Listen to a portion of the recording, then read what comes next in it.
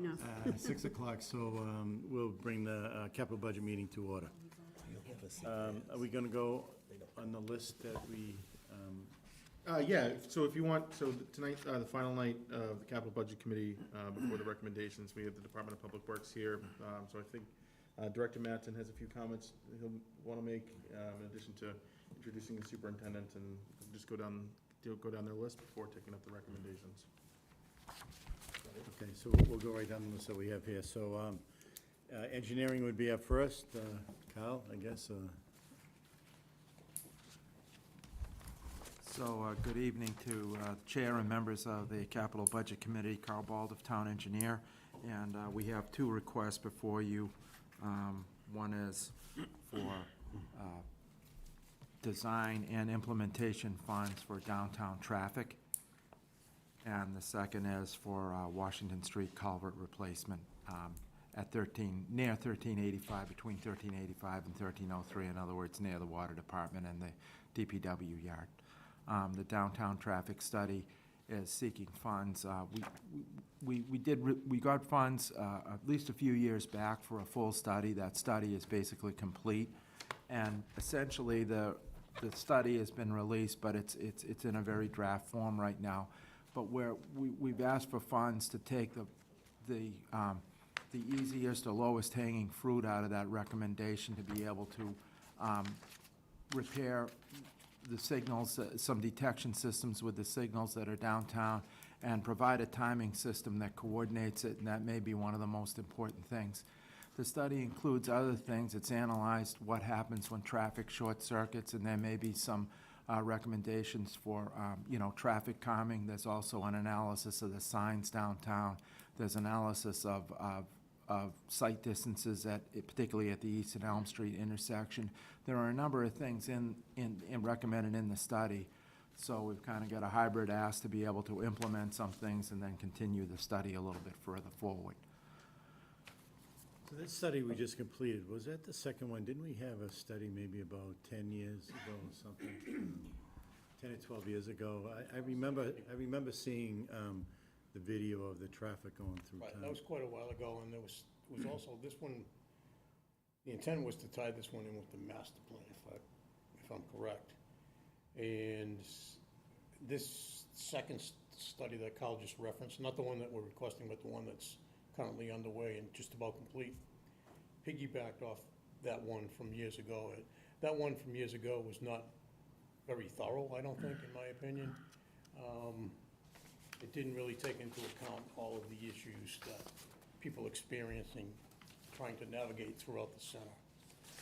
This one is a little more detailed. So this request is actually for the design, so this is a follow-up to the study that we just had? Yeah. Yes, it is. It's also implementation as well, because we intend to use the money to do some work within the signal cabinets to improve the detection and the coordination of the signals, and possibly some other stuff for implementation too, depending on how this vets out. So it seems to me, when I first got my license growing up, before the town was done over, all of the lights were like synchronized together, and it seemed like you could go through town much easier. And it seems like it's the crosswalks that really kind of throw a monkey wrench into the whole thing, because, if you have the crosswalk and the center lights, the other ones are green and stuff, so everything builds up that way. I notice in a lot of cities that the crosswalks actually come on for walking when it's in the direction of the traffic. Is that a thought? You know what I'm saying? If you're going north and south on a road, then the north and south sidewalk would have a walk. And then vice versa, if you were driving east and west, that sidewalk crossing those streets, east and west, would have a walk sign. I think that would help a little bit, but the city of Boston is like that, and many other cities that I've been to. I don't know if it would work here. It may. Some of the other issues that I see that we have are the inbound and outbounds, like people coming inbound from Elm Street or trying to go outbound across Lewis to Greenwood to try to beat the lights. So those are other things that we're trying to resolve as well. Right. So I don't know, Ed, as if if our signals, I don't know if the traffic pattern would allow for that, first and foremost. That's something that I guess McMahon could probably look at. We can certainly dig into that in the study. We're still kind of at a little bit of an upper level on this thing and haven't fully dug into the nitty-gritty, and that's what we're gonna do as we move forward with this new appropriation, and really get into the cabinets and understand the signal timing and if there are modifications to it. I think one of the key things is to try and keep, pedestrian, this study looks at everything, pedestrian movement, bicycles, wayfinding, it's got the Bay Circuit Trail mixed into it, it's pretty comprehensive. But one of the most important things is to keep traffic moving through the center of town, and we've all seen it, all right? It backs up on north and south sides depending on which rush hour you're in. And right now, the signals are operating as an island. So each one has its own timing pattern, and it runs on its own, and and the other one runs on its own, and the third one runs on its own. And if you get clear green time to get through the center of town, I'd hate to say it, it's almost an accident. By the time we're done, it won't be. All right, so they'll be on the same clock, and they'll be coordinated, and hopefully there'll be some platooning to get traffic through. And said, of course, all the other they all have pedestrian cycles to them. All right, we're probably gonna modify them. We've looked into some things recently to update the pedestrian cycles, so it's actually an audible for people that have, vision impairment. There were some updates, this was about 10 years ago that these were worked on last, but even in that 10 years, there are things that have changed. There are new rules or requirements out from DOT and the traffic design organizations and whatnot. So they need to be updated fairly frequently, and that's maybe the first and the biggest thing that we're gonna do with this thing, with the new appropriation. Yeah, it also seems that the East Street 27 has a longer green light coming across now than it did a few years ago. And I think that contributes to the backing They've up been on Main modified Street. over the years based on complaints and input from police department and the general motoring public. Any other questions, committee? So that's for $250,000? Yes, $250,000 was requested, and the town administrator has recommended that the $250,000. Free cash. Yeah, out of free cash, thank you. The next improvement under engineering is a little bit more expensive. Excuse me? The next engineering improvement that's being requested is a little more expensive. Right. It's $1 million. As Carl said, it's for the replacement of the culvert on Washington Street, in between the water treatment plant and the public works yard where the school Meadowbrook crosses Washington Street. It's an old stone culvert. It's been there, I don't know how many years, but I just want to be clear that it's not in imminent danger of collapsing, but we have several of these things throughout the town. Bridges, culverts, dams, that sooner or later, the note is gonna come due on all of them. And they're major critical infrastructure that needs to be updated.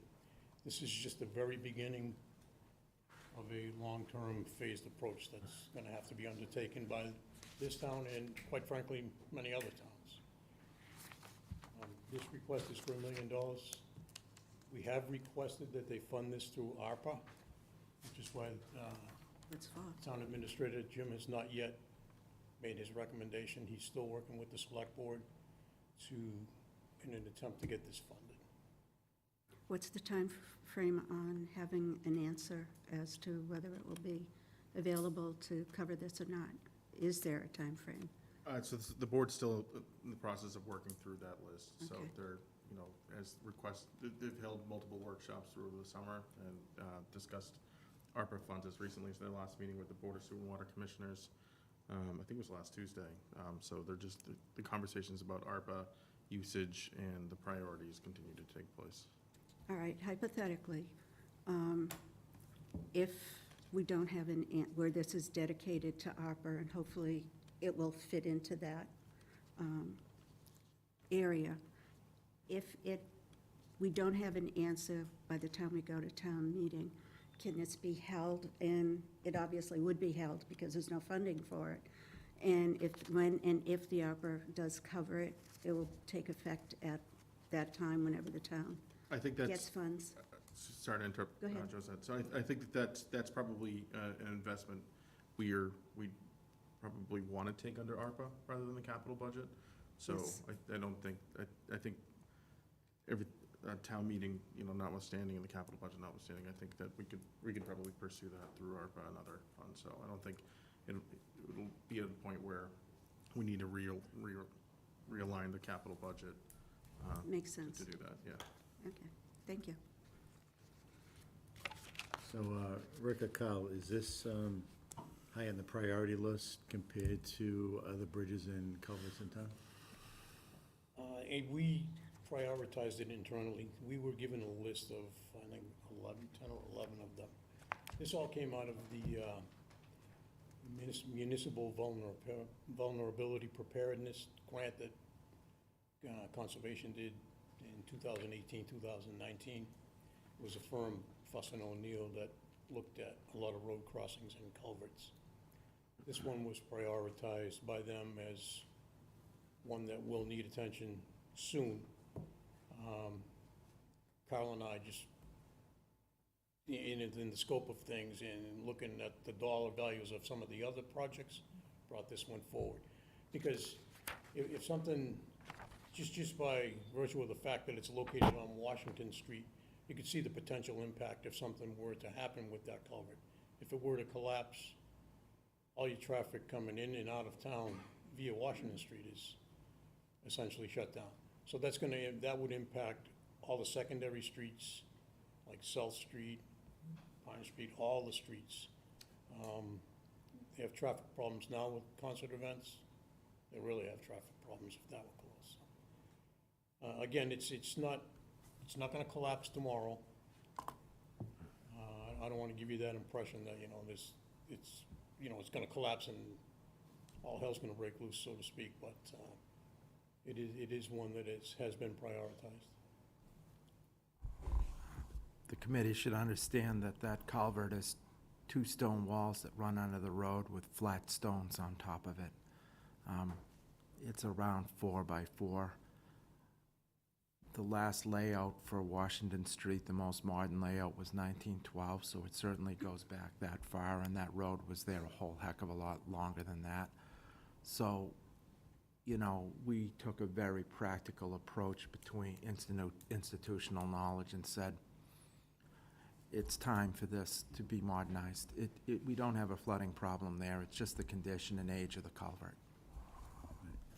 How many other dams do we have in town that are of that age? Or culverts? I don't Because a have, lot of them I seem to don't have have a been good built at number. that time? We have a lot of culverts. So for the sake of discussion with this board and anywhere else, if it's under 10 feet in width, it's a culvert. If it's above 10, it's a bridge. The studies mix this up. The MVP study had some things that we also consider bridges in there. But I actually don't have a good number, but we have a lot of culverts and bridges. So there'll be probably active capital requests as time moves forward about this, because the newer ones are probably circa 1955, after the hurricanes of 55 went through, and some of the other ones are 38, and some of them are in the 20s. Route 1A bridge that's being taken out now was 1912 on one side, 1924, because that was state. So we have a lot of older infrastructure that way. There are hundreds of road crossings that convey water. Most of them are culverts as opposed to bridges. I don't have the exact number, but there are hundreds of them. I'd encourage the folks of the committee, I know the Conservation Commission and the Conservation Agent have put that MVP study up on their website. So I would just encourage this committee, if you're interested to know more about the findings of that, which are great, is what these reports, they prioritize it and they kind of give us, you know, an action list of things to focus on. So it's on the conservation website. I know that Landis Hershey, the conservation agent, worked with town engineer Carl Baldoff, and I think your predecessor Maggie also. A lot of work was done for that MVP report. So. Thank you. Any other questions regarding the cover?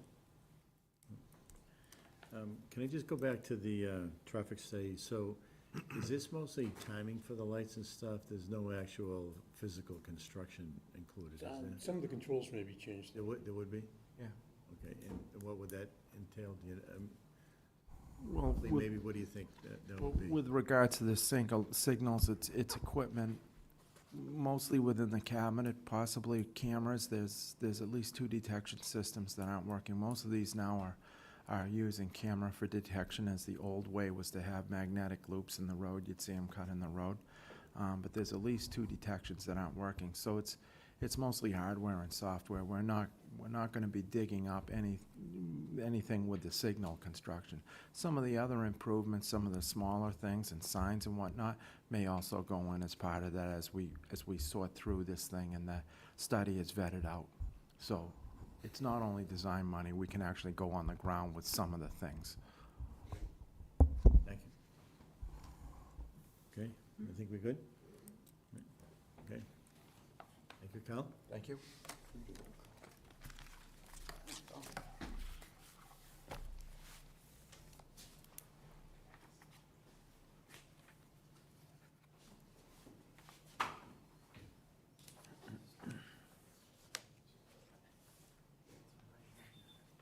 Do you want to do highway or parks? So the next thing we have under Article 6 is the Park Department.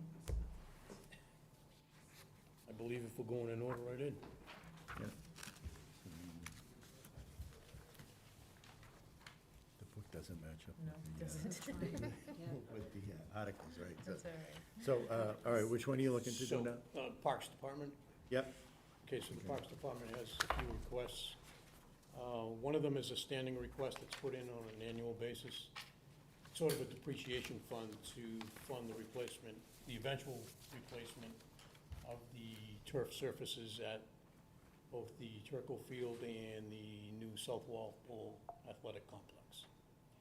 So that request is for $125,000. That, again, just goes into a fund that will be used when the time comes. The second request is a new program that Superintendent Monter is attempting to implement in town, whereas it's a tree planting program. And it's working in conjunction with businesses and homeowners to replace trees that have been lost over the years through either storm damage or disease or any other reason why they've been removed. Justin can give you some more details on that.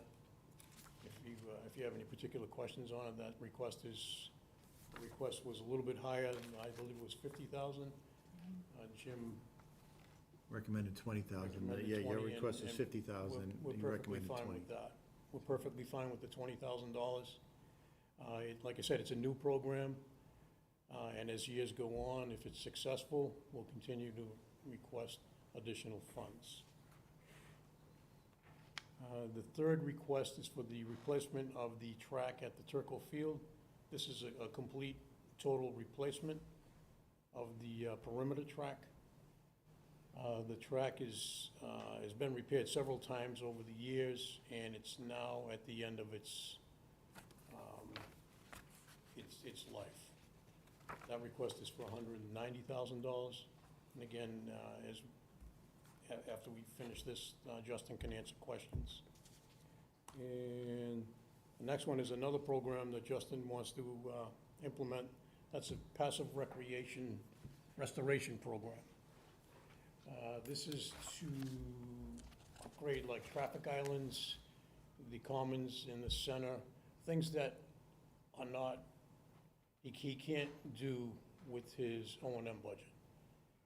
This is why we requested it on the capital. Again, if this program turns out to be a success, we'll come back in subsequent years and request additional funds.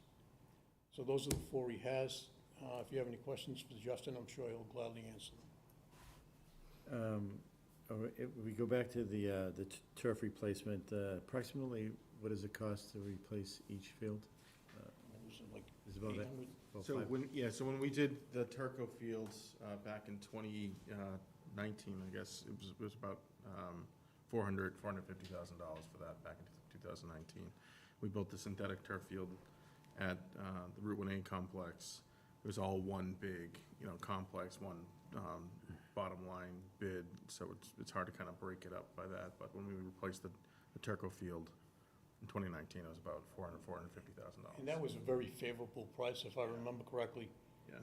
We Contract. leveraged, it's like a purchasing consortium to buy the materials, so we purchased those direct, then essentially put out the bid, the labor to put it together.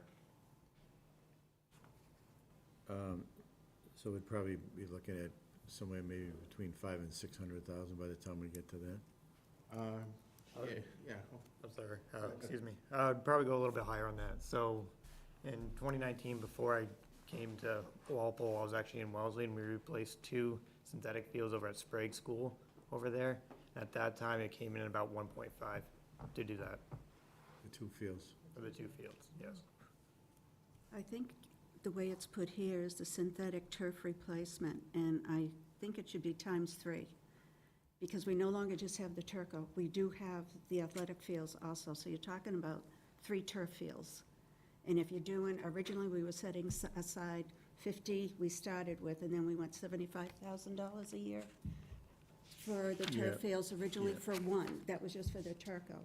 We now have 3 fields, and so for the 125, I think it should be noted for people, we know because we're dealing with this, but I think for other people that the turf, synthetic turf replacement times 3, to acknowledge the fact that there are 3 fields and not just the 1. It's not just Turco field, it's 3 synthetic fields that we have in town, which rationalizes the dollar value a lot better than just synthetic field, $125,000. You're doing 3 fields that we're doing a safety account for the future. Okay, we can make a note of that when we finalize recommendations. Yeah. Okay. When did we do Turco, 2 years ago, was it? Yeah, 2019. Approximately, yeah. 19. What's the average lifespan on the fields? 10 to 12 years. 10 to 12 years, depending on grooming and natural lighting issues. As you can well imagine, they're heavily used by every single, if you look at the lines on the fields, you'll see that every single sport, other than maybe rugby and cricket, are played on those fields.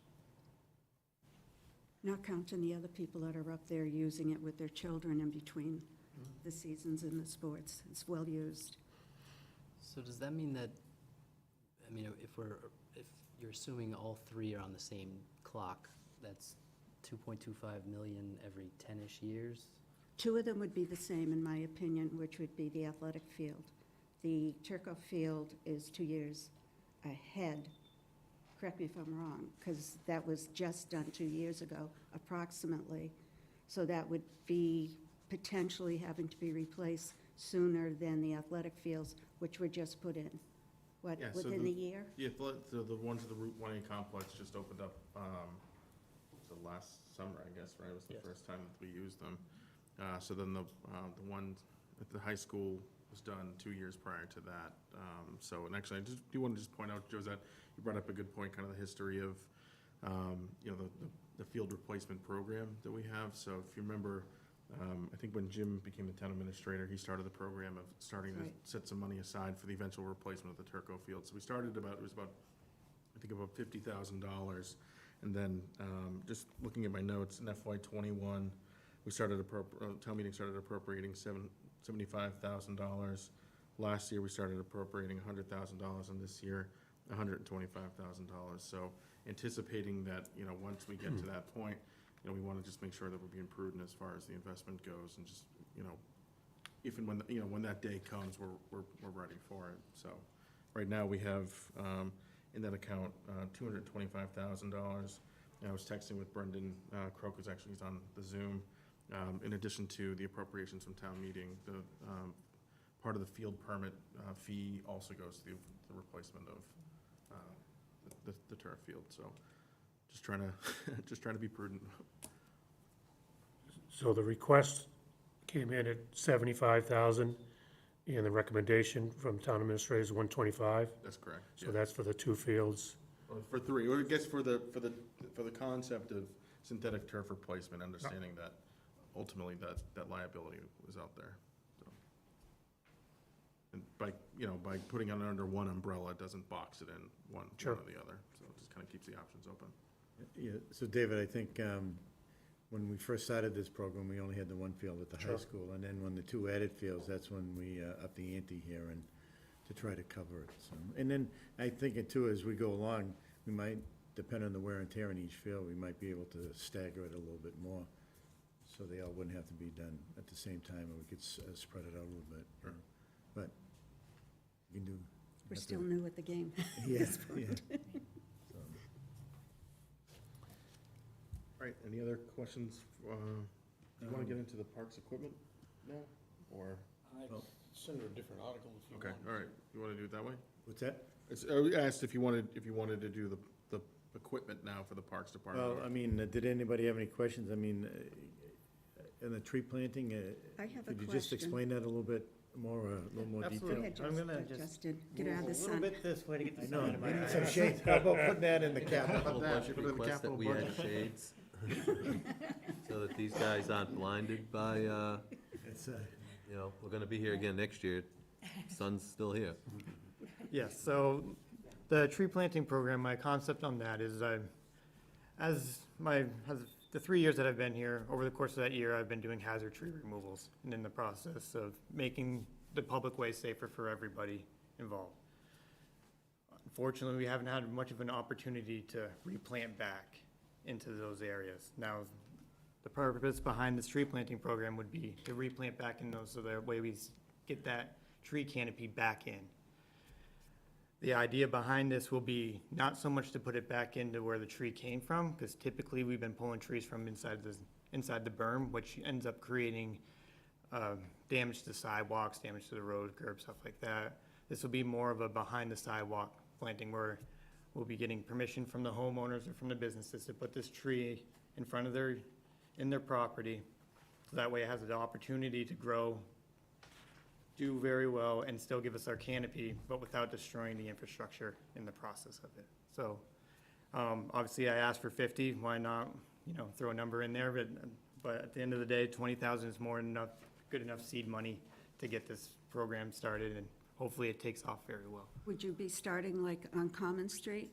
Ancient history ago, when I first came here, ancient history ago, Common Street was the most beautiful street in the area because you had the canopy of trees all over Common Street, all the way up to the high school, and it was absolutely gorgeous. And over the years, with disease and storms and stuff, things have had to be taken down. Would you be going into main streets like that? Yeah, Or would you be absolutely. doing side streets? Absolutely. Or combination? It'd be a combination of both. There's some areas like Common Street that I'd like to target, and hopefully we can get permission from the homeowners to get in on the properties to be able to plant there. But I don't want to box myself into just saying I'm going into one area. I want to be able to spread out that way. Everyone has an opportunity in town to be able to take part of the Are program. you pretty much excluding yourself or pretty much going to be having the exact same trees, or? No, so I don't want to create a monoculture, which is just basically when you take one type of tree and you plant it all over. That's how you start creating these disease issues. What it would be a selection of about 5 trees. 3 will be three will be shade trees. 2 will be like an ornamental style that will max out around 30 feet in height. Those will depend year to year depending on availability. And what it'll be is the homeowner will be able to choose from that selection of what they want, as long as we still keep getting our normal diversity that we want overall. So they'll be able to pick, and then we'll plant those for them. Thank you. What's the cost per tree? Like, how many trees would we get with 20,000 versus 50,000? I mean, it depends on year to year. Lately, as everyone knows, prices have been going up, so it's kind of hard to judge anything. On average, a 1.5 to 2 inch diameter tree, which is the size of the of the trunk is typically going anywhere from like 190 if you're talking about just like a normal red maple, up to like 350 if you're trying to go into like a Guanzon cherry or something along that line if you're going for the ornamental style.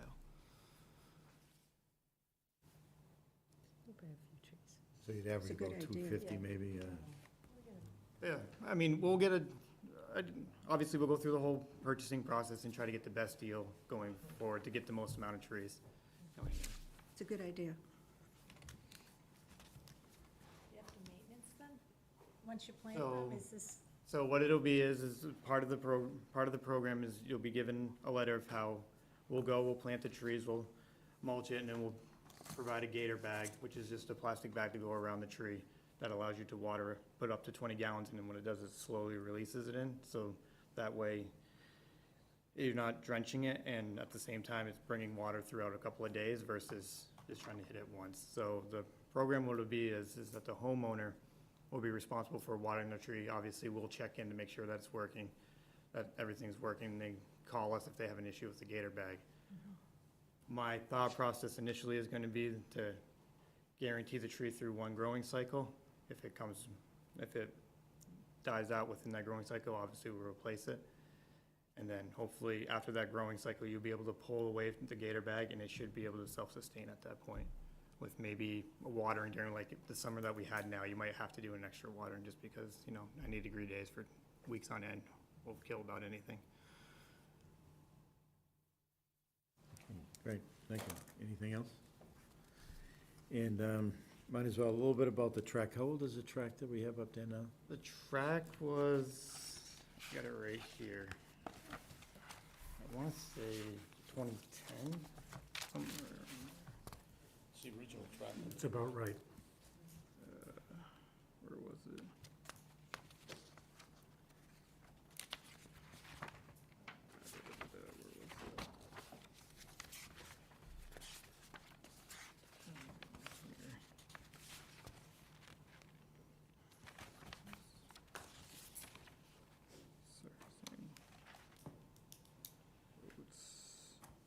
I'll have to get that back to you. I thought it was in my report. But I want to say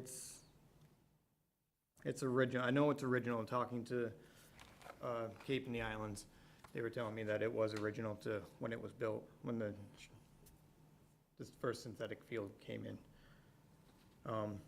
Typically, you get about 20 years out of it. Right now, what it is that it's not by any means fully degraded, but that top rubber layer is starting to come up, and what happens is once that top rubber layer starts coming up, it starts allowing water to come in, and when you get into the winter areas in that thaw freeze cycle, it starts breaking up the pavement underneath it, and that's when you end up getting to the more costly repairs. So right now it's at that time where if we pull it, we only have to replace the rubber. If we wait too much longer, then we risk having to replace the sub base underneath it, which will become much more costly than this. So I think that track is about 12, 15 years old, is that what? Right, it's original, so we replaced the 20. field, I think, Is it in 20? the 9th year, so the 2010 timeframe would fit. Question, I was on the committee that sort of I played a very small part in a committee that raised money for that field and for that track. And what it's done for the track program, immeasurable. What it's done for passive recreation, it's great. When this project comes in, if you got all the money, what it's been recommended for, would it replace everything that's on that track right now, the painting and the lanes and everything else? Correct. Okay. Correct. It'll pull up all the rubber, bring it down to the base, put the rubber back, and then repaint all the lines. This is something that you'd do after the track season was over in the spring? Yeah, over we'd have to, summer? exactly, we'd have to time it out with the school to make sure that we're getting in there in the right time. Right now, the track is still safe to use. Yep. It's just we want to get to it before it becomes unsafe. Same amount of lanes, everything? Yep, it'll be the same size track, but Hypothetically, what's the time for doing the implementation of the new field, the new track? ideally, we would want to get in on the summer program, on their summer schedule. That way, we're not interfering with any high school sports.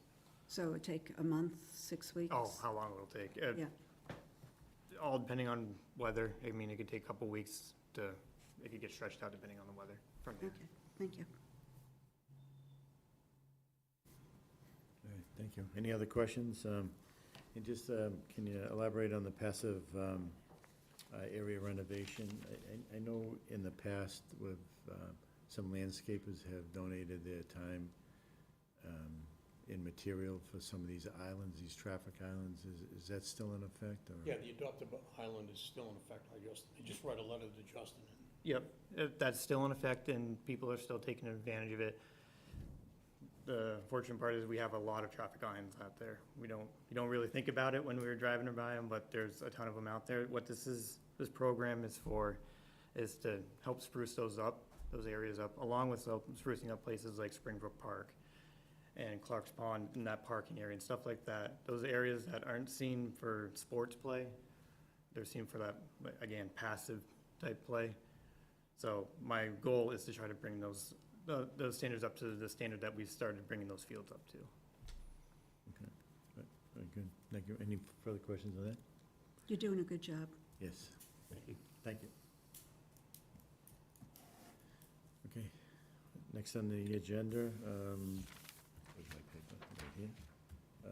Cemetery Well, request. wait, I think there's a cemetery request under Article Yep. 6. yeah, the cemetery, Park Cemeteries and Forest Division, so the cemetery request, that's what you want. I think there was some seal coating, right? And, Well, there's one for $20,000 for, Equipment, there's one under equipment, one. now there's one for masonry improvements and headstone improvements. Yeah. Is And that- mower. Did I miss that one? Oh, you're right. Nope. So under Article 6, the Cemetery Department, so Justin serves as Superintendent of Park, Cemetery, and Forestries. So technically separate divisions within the DPW. So in addition to the Parks Department requests, there's also the request for $20,000 for stone wall and headstone repairs for $20,000 that Jim's also recommending from free cash. all right, so that's, the various cemeteries, it says, and, stone wall and headstone repairs. Correct. So we have, most of the areas that we'll be looking at will be the Maple Grove Cemetery up on Kendall Street and the Terrace Hill Cemetery on Washington. There's a few of the rock walls that are starting to degrade. We'd like to be able to help get fixed. And then we also have some of the older headstones, more historic headstones that could use a little help.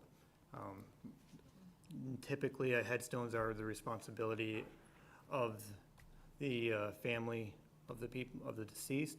These are the headstones that are well beyond having any family around, but they are of great aesthetic value and importance just from them being there, that we'd like to help repair those headstones to make everything look well.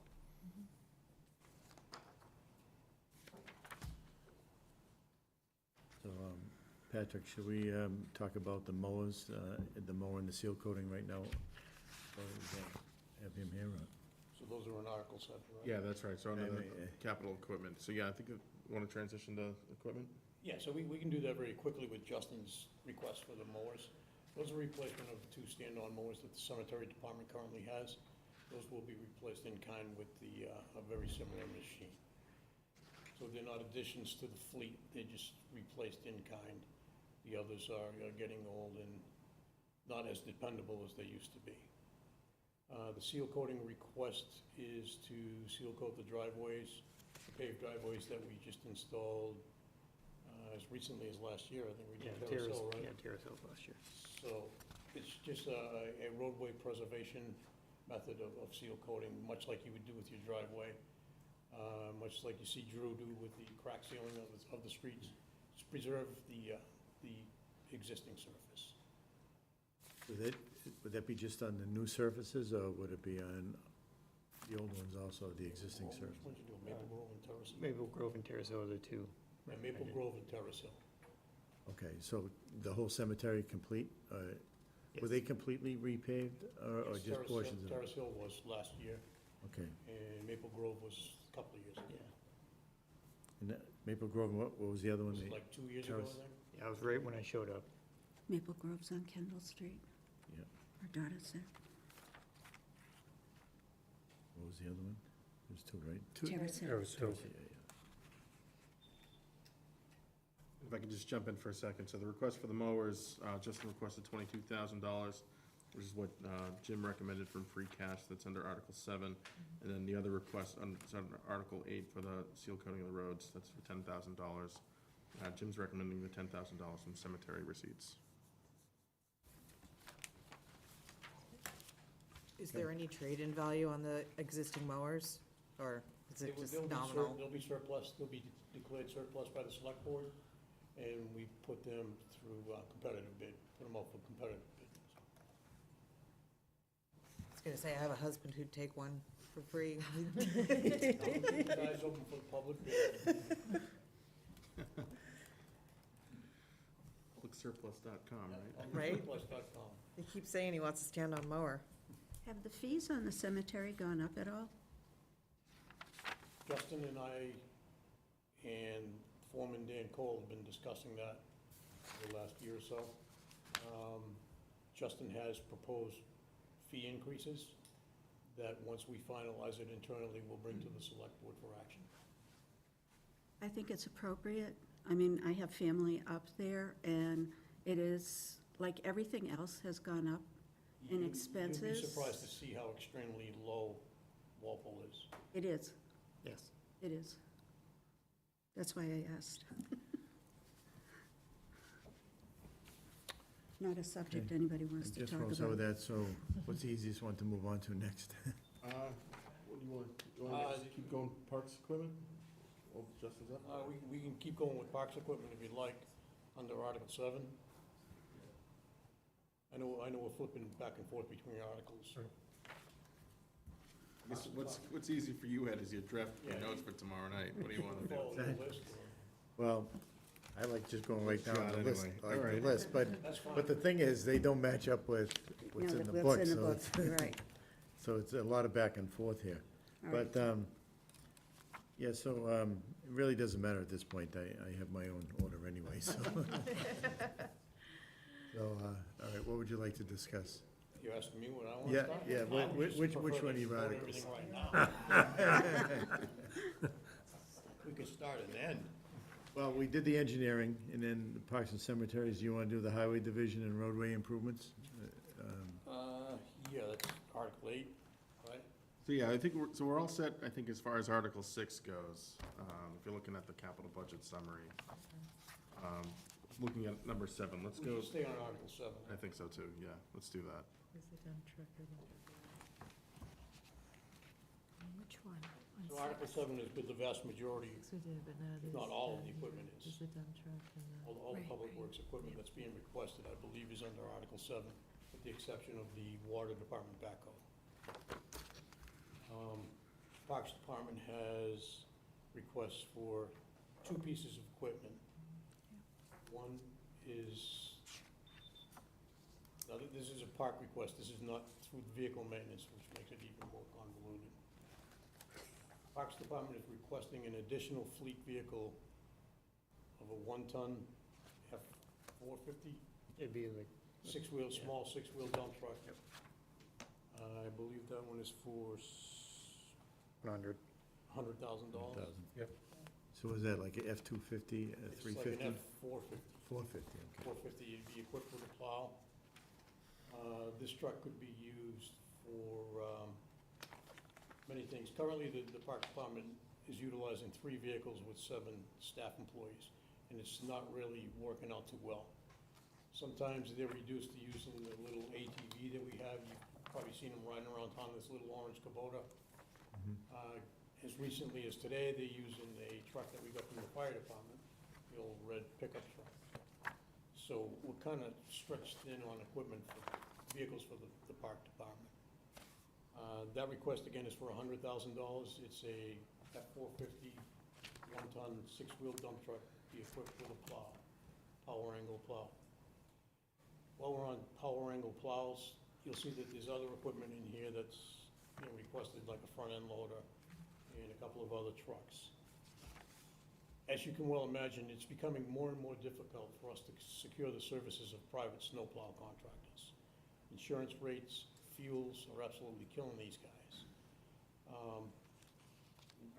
Justin, Drew, and I are working on trying to put a package together to bring before the select board to increase our rates and also offer us some incentives to try to secure these contractors. We're in the middle between losing contractors between Norwood and Franklin. So the thought process is if we increase our rates a little bit, maybe we can hold on to some of these guys. That's a story for a different day, but the vast majority of this equipment that you see in here can be utilized by our staff for snow plowing operations. So again, this first request from the park department is for $100,000. It's for the F-450 one-ton, six-wheel dump truck with a snow plow. The second request is for $150,000. This is also an F-450 or maybe 550. 550. This is a little bit heavier chassis truck. But this truck is very similar to the one that was authorized at the last fall annual town meeting for $320,000. This is a smaller version of that. And what it is, it's a hook lift swap loader system. So it'll come with multiple bodies. A dump body, a flatbed body.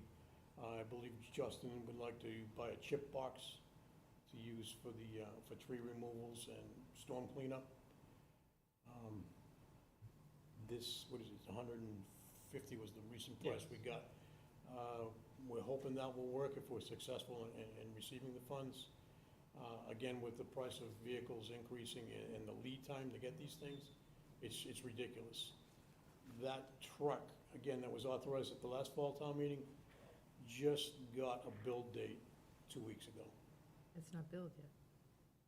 So it's been put into production.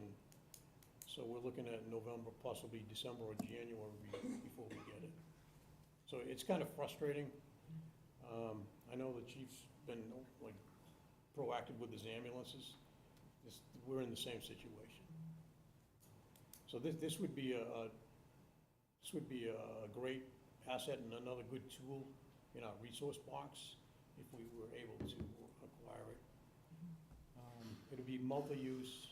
Could be used by multiple departments. Just because it has a park department or forestry label on it, doesn't mean another department can't use it. We swap vehicles constantly between the divisions, so. Right. Just because one has an orange sticker doesn't mean, nobody else can touch it. Right, so this is like the hook truck, they call it, or Hook truck, something, the right, swap truck, so. Exactly. Now, my question is this the same size as the other truck we ordered? No, this is much smaller. That one was a 10-wheel chassis, the one that we ordered last fall. Okay. Or authorized last fall. This is a one-ton chassis. Okay, so the bodies wouldn't be interchangeable on these, No. correct? So, I mean, it would be nice to try to keep the same size if we could in the future, if you're looking for any more, that the bodies could be used, There are gonna be times when that larger truck is just not practical. right? So this is why Justin requested the smaller one. Yeah, so this size truck is better suited for Parks Department and Forestry and even Cemetery Department tasks. With our landscape maintenance that we do around town, we can't drive over, it's not practical for us to drive around in a large 10-wheel, 60,000-pound vehicle. This vehicle looks similar to the dump truck, the normal size dump trucks that you'll see a lot of landscapers driving around in. Has a little bit heavier chassis. So you have a GVW of around 19.5. What that means is that the whole vehicle could weigh that if you chose to make it weigh that. Which would be heavy enough for what we want to do with it, which would be a lot of transporting mulch, dropping off containers, so that way the guys can work out of the back of it while the truck goes and does something else. Or switching into a chip truck if we have a storm. Now we can have multiple crews going out at the same time instead of one crew trying to hit every street. And then also going back to like the tree planting program, this would be something that you could use to now put the water tank on the back of, so that way if any of the trees that we have are in public lands, if we're doing a planting in like a school or at some of the parks, we'll be able to go and water those trees. We were watering flowers downtown the other day with the big six-wheel on the trailer, with the tank on the trailer. And the traffic couldn't get out of West Town Street. this is much more practical for what we need. Plus, you can convert it to the flatbed with the new body and install one of the mini sanders that we have or the brine applicator. I think you transport equipment, small equipment on it too, so. So how many bodies are you looking to, Chip body, flat body, and dump And- body. and tip, That's three. yeah. three right now? So the immediate benefit of the new vehicle is improved efficiency? Like, do you Correct. have issues with, like, downtime because you don't have vehicles for your employees, or? Not so much downtime as it is, it's hard to schedule. Yeah. And if there is a breakdown, like right now, we have the 3 trucks spanning the 7 people. If one truck breaks down, that really messes up the situation, in which you might even get to a point where either you're using the orange truck or you're turning around and you're having to drop a guy off and then leaving him. So that way they could use the truck somewhere else, and then that person's stuck in a site where he's not able to. So in effect, it could lead to downtime because that person that has to drive the guy here to weed whack has to now drive to another job, come back and get him.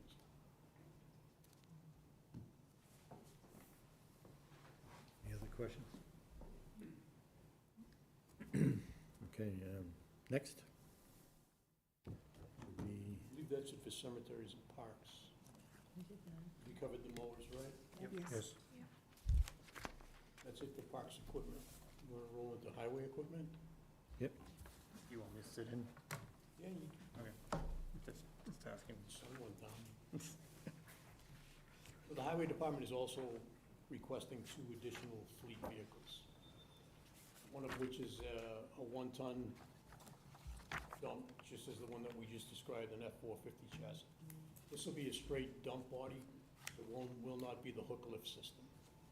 Conventional straight dump body, F-450 straight chassis. It'll also be equipped with a new power angle plow. Again, can be used by in-house staff for snow removal operations.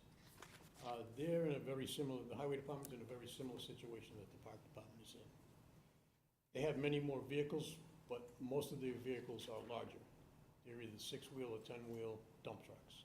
Not practical for the person that's doing stop signs or replacing street signs to ride around in a dump truck.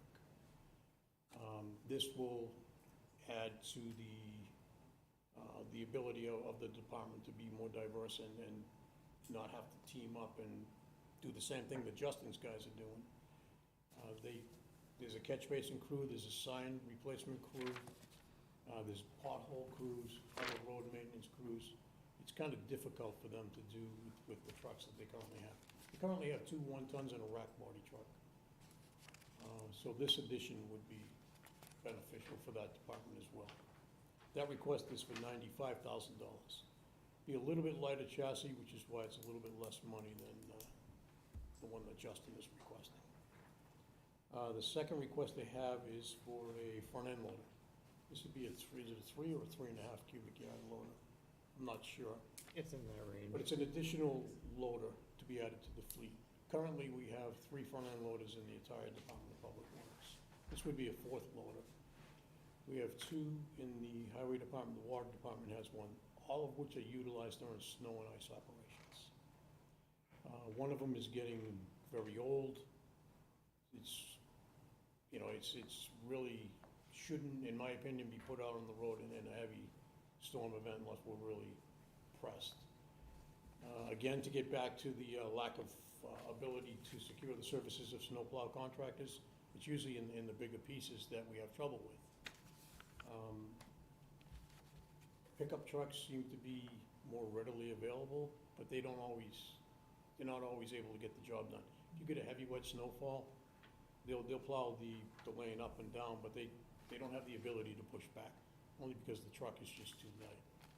If you get into a situation where you've had multiple storms and the banks continue to grow, even with the bigger 6-wheelers or 10-wheel trucks, you can't really push them back. You need something that has a little height to it, that the operator can go halfway up the bank and then push it back. That's why we use front-end loaders as opposed to trucks sometimes. Again, this would be an additional loader. The request for that is $290,000. So you would still, you'd be keeping the older equipment in? Yes. That could probably be used at the salt barn maybe to load during the It storm should be or kept whatever. at the salt shed for loading purposes. And it can be used as an on-call piece as well. If it's, the way we operate is the driver of the sand spreader, the salt spreader, comes back to the yard. The machine is there, they load themselves, and they take off again. So we don't have an operator sitting there with that machine. If we did have somebody there, they could use this piece as an on-call piece. If there's an emergency somewhere in one section of town, the loader could be dispatched from the DPW site to that area, or if a truck couldn't get there. Great. Next request of the highway department is for a salt brine maker. If you remember, last fall, town meeting authorized the purchase of a tank. Correct. Store salt brine. Salt brine is a mixture of, it's salt water basically is what it is, a concentrated mixture of salt water. And it's a pre-application, it's an anti-icing agent as opposed to a de-icing agent. So if the conditions are right, the department can go out and put this chemical down, again, if the conditions are right, upwards of 2 days in advance. Whereas with traditional rock salt and magnesium chloride, you really can't do that because as the traffic hits it, you've seen it, it cascades off to the side of the street. Brine actually gets into the cracks, gets into the surface, and doesn't allow the ice to formulate. So it's a very valuable snow and ice control resource that we would have. The request is for $24,000. This will allow us to make our own brine. This would supplement what we have in the storage tank, which I believe just is 3,000 gallons or 2,500, the brine tank. The brine tank is 2,500. Were you happy Now, with the results of If we could get the truck it? that we ordered last October to put the brine down, it would help too. It would help. So you So, never yeah. got to use it, apparently? No problem. The pre-treatment really works. Pre-treatment works very well. It's a difference. I mean, a lot of people think you're crazy putting the salt on ahead of time, but, No, it prevents the ice from what a packing on the difference. street. yeah. It's not intended to melt snow. It's intended to prevent snow from packing Freezing. on the street. So do you have any idea when you get the truck? We're hoping November or December This year, This year. next year? this year. So we're What year? told. They told Tommy this year or next year.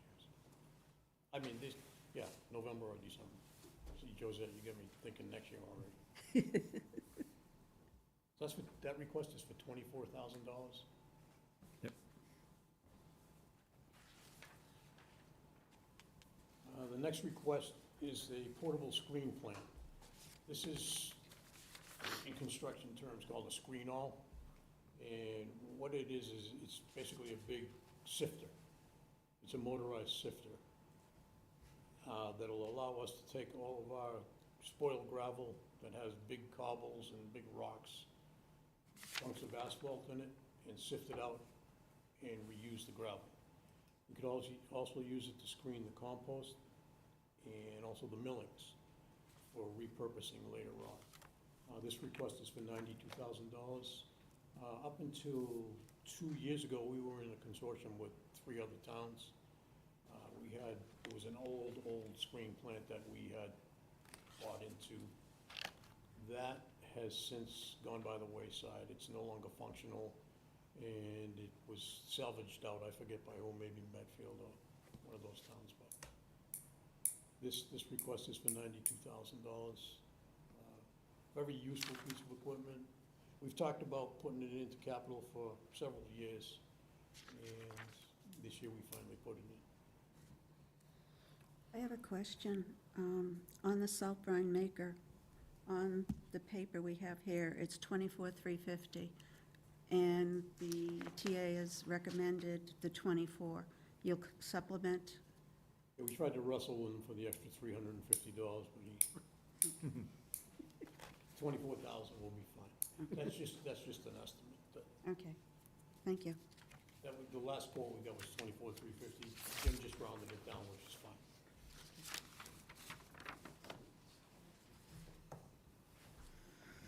Any further questions on any of those articles right there, those vehicles or equipment?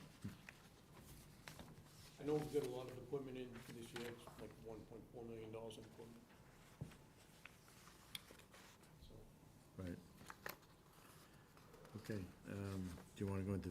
yeah, the remaining equipment has been requested by the Vehicle Maintenance Superintendent, Tom Perchicani.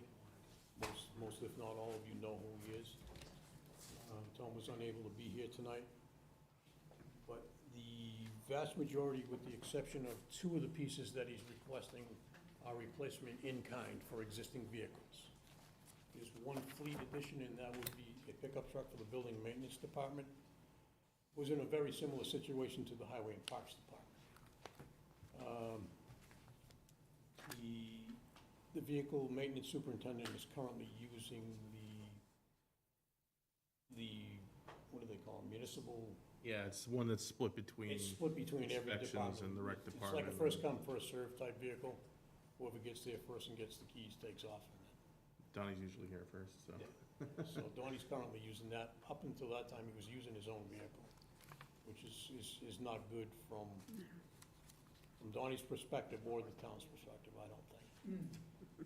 So that would be in addition to the fleet. That is a 3/4 ton F-250 pickup truck. You'll see there's a difference in price. This request is for $72,000. There's another F-250 that was on the previous request for $71,000. And that's because of the body style. This particular vehicle would have a utility body with all the cabinets, whereas the others are straight body trucks. Vehicle number 730 for $47,000. That's the engineering vehicle. That's an F-150 four-wheel drive pickup truck. It's nearing the end of its useful life. As is the case with many of our vehicles, they run fairly well, but they fall victim to rust and rot. And that's the case with the undercarriage on this particular truck. So which truck is that, Rex? It's number 730, it's, 730? right, it's the engineering truck. Engineering, okay. So that's a silver one, is it? The silver truck, is that? Yes, Yeah. silver truck with the cap on it. All of these replacements, Rick, are they basically, you're turning in what you have Yes. towards the purchase of the new one? Yes, exactly, just similar to the mowers. Mm-hmm. They'll go on public. Yeah, just at publicsurplus.com. Yeah, Last few years, we've been using this gentleman that lives in town, former DPW individual that's retired, Tom Collins. He's been working with us, he's been great. He comes out, takes pictures of surplus equipment, puts it up on the website, and we've been getting some pretty good value for it? value, yeah, in comparison to like the trade-in value when you bring it to, when we're dealing with these,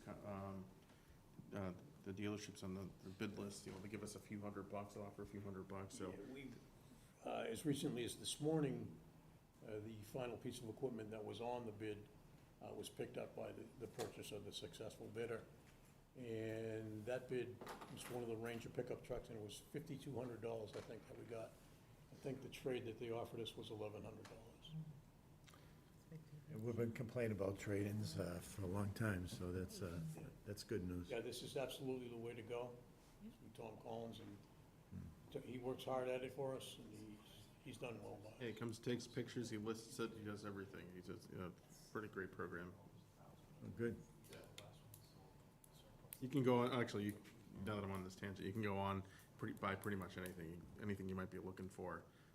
It runs nationwide, so, I tell my you know, my brothers-in-law with their kids, like, hey, if you're looking for vehicles, like, go on this website, check it out, you gotta, you know, it's kind of like eBay, I'd say, for public surplus equipment, so. So the next vehicle on the list is truck number 212. That's an F-250 straight side four-wheel drive pickup truck that will be replaced in kind with the same truck. This is the Highway Department foreman's vehicle.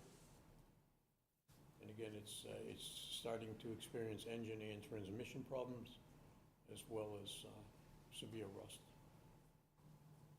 That request is for $71,000.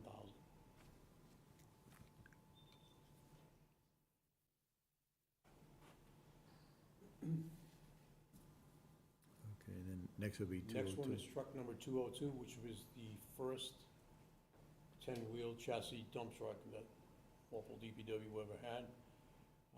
It's a 2008 Sterling.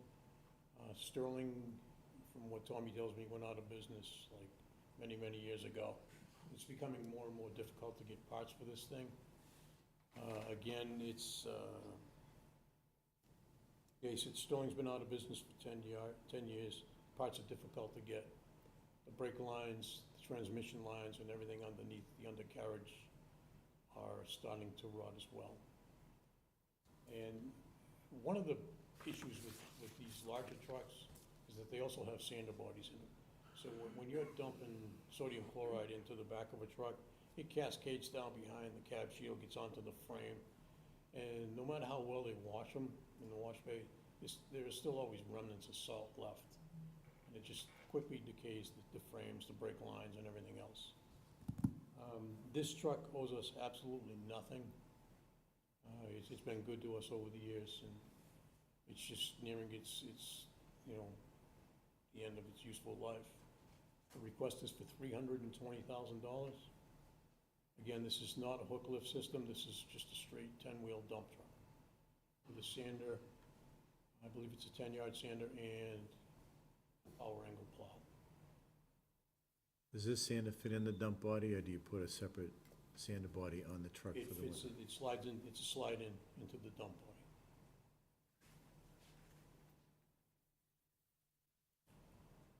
The next request is truck number 307, which is a parked vehicle. That's a 1-ton, small 6-wheel dump truck. That's being replaced in kind with another small 6-wheel dump truck. The request for that is $75,000.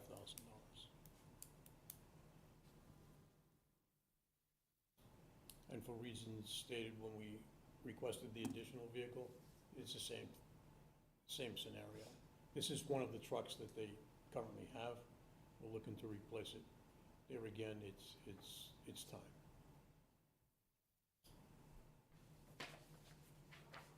This next one is interesting. It's a battery-operated pallet lift. This will be used in the vehicle maintenance garage. As any of you that have seen the vehicle maintenance garage, the newer one, it has a second-level storage area. However, there's really no good way, unless you want to carry tires and transmissions to the second floor, to get those pieces and parts up there. So this will allow them to utilize that storage space. We currently do it with a front-end loader and forks, and it's very tight. You have to drive past the lift, cut the wheel very carefully, and then try to, so it's really not a good situation. This will address that. That request is for $10,000. I know money was tight when you were doing that building, but it's a shame it wasn't included at that time, because you would have had the use of it in the interim.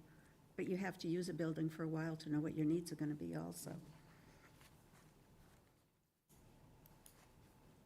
And the next request on this list is, this is an additional fleet vehicle.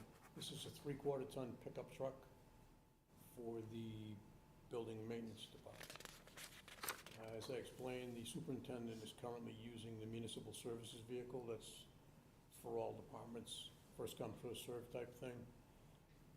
This will allow his department to have their own vehicles, and he can once again go back into his own vehicle. Right now, the superintendent's vehicle is used by one of the staff employees to go to the site that they're working at. This will have a utility body on it as well, and it'll also be equipped with a snowplow. So most any F-250 and up that we buy now, we try to equip them with snowplows. Are any of these plows interchangeable with other vehicles? Plows? Yeah. The plows are interchangeable.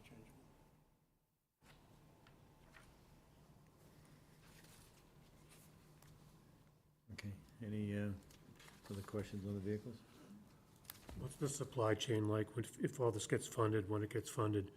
How soon can you go out and get them? My guess, we can go out and order them immediately. As to when they actually give us build dates, unless, we've been using different vendors recently, the last purchases we made off of the state bid. We were able to acquire a couple of Chevrolet pickup trucks, whereas before we were exclusively Ford. That's not the case anymore. So as soon as, if and when this is authorized, we'll start shopping immediately and go off of the state bid. And if the state bid price is unfavorable, we'll go to competitive bid, but they are pretty reasonable.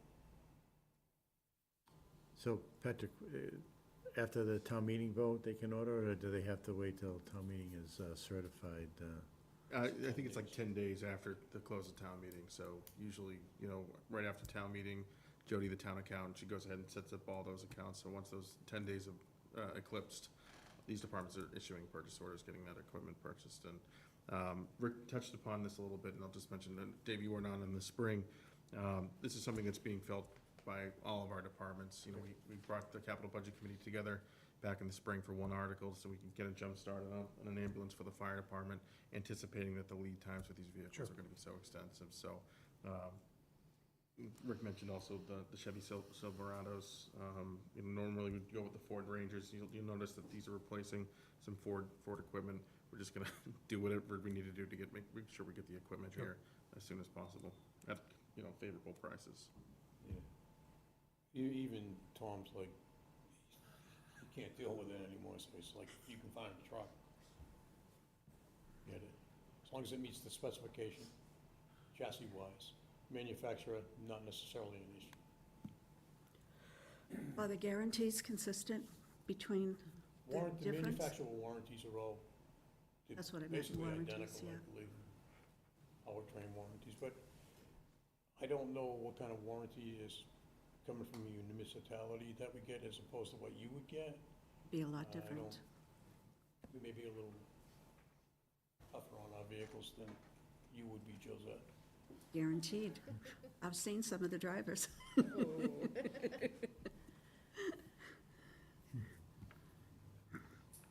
right, Ed, I think that pretty much wraps out capital equipment, Article 7. Yep. We can move on to Article 8, street and drainage improvements.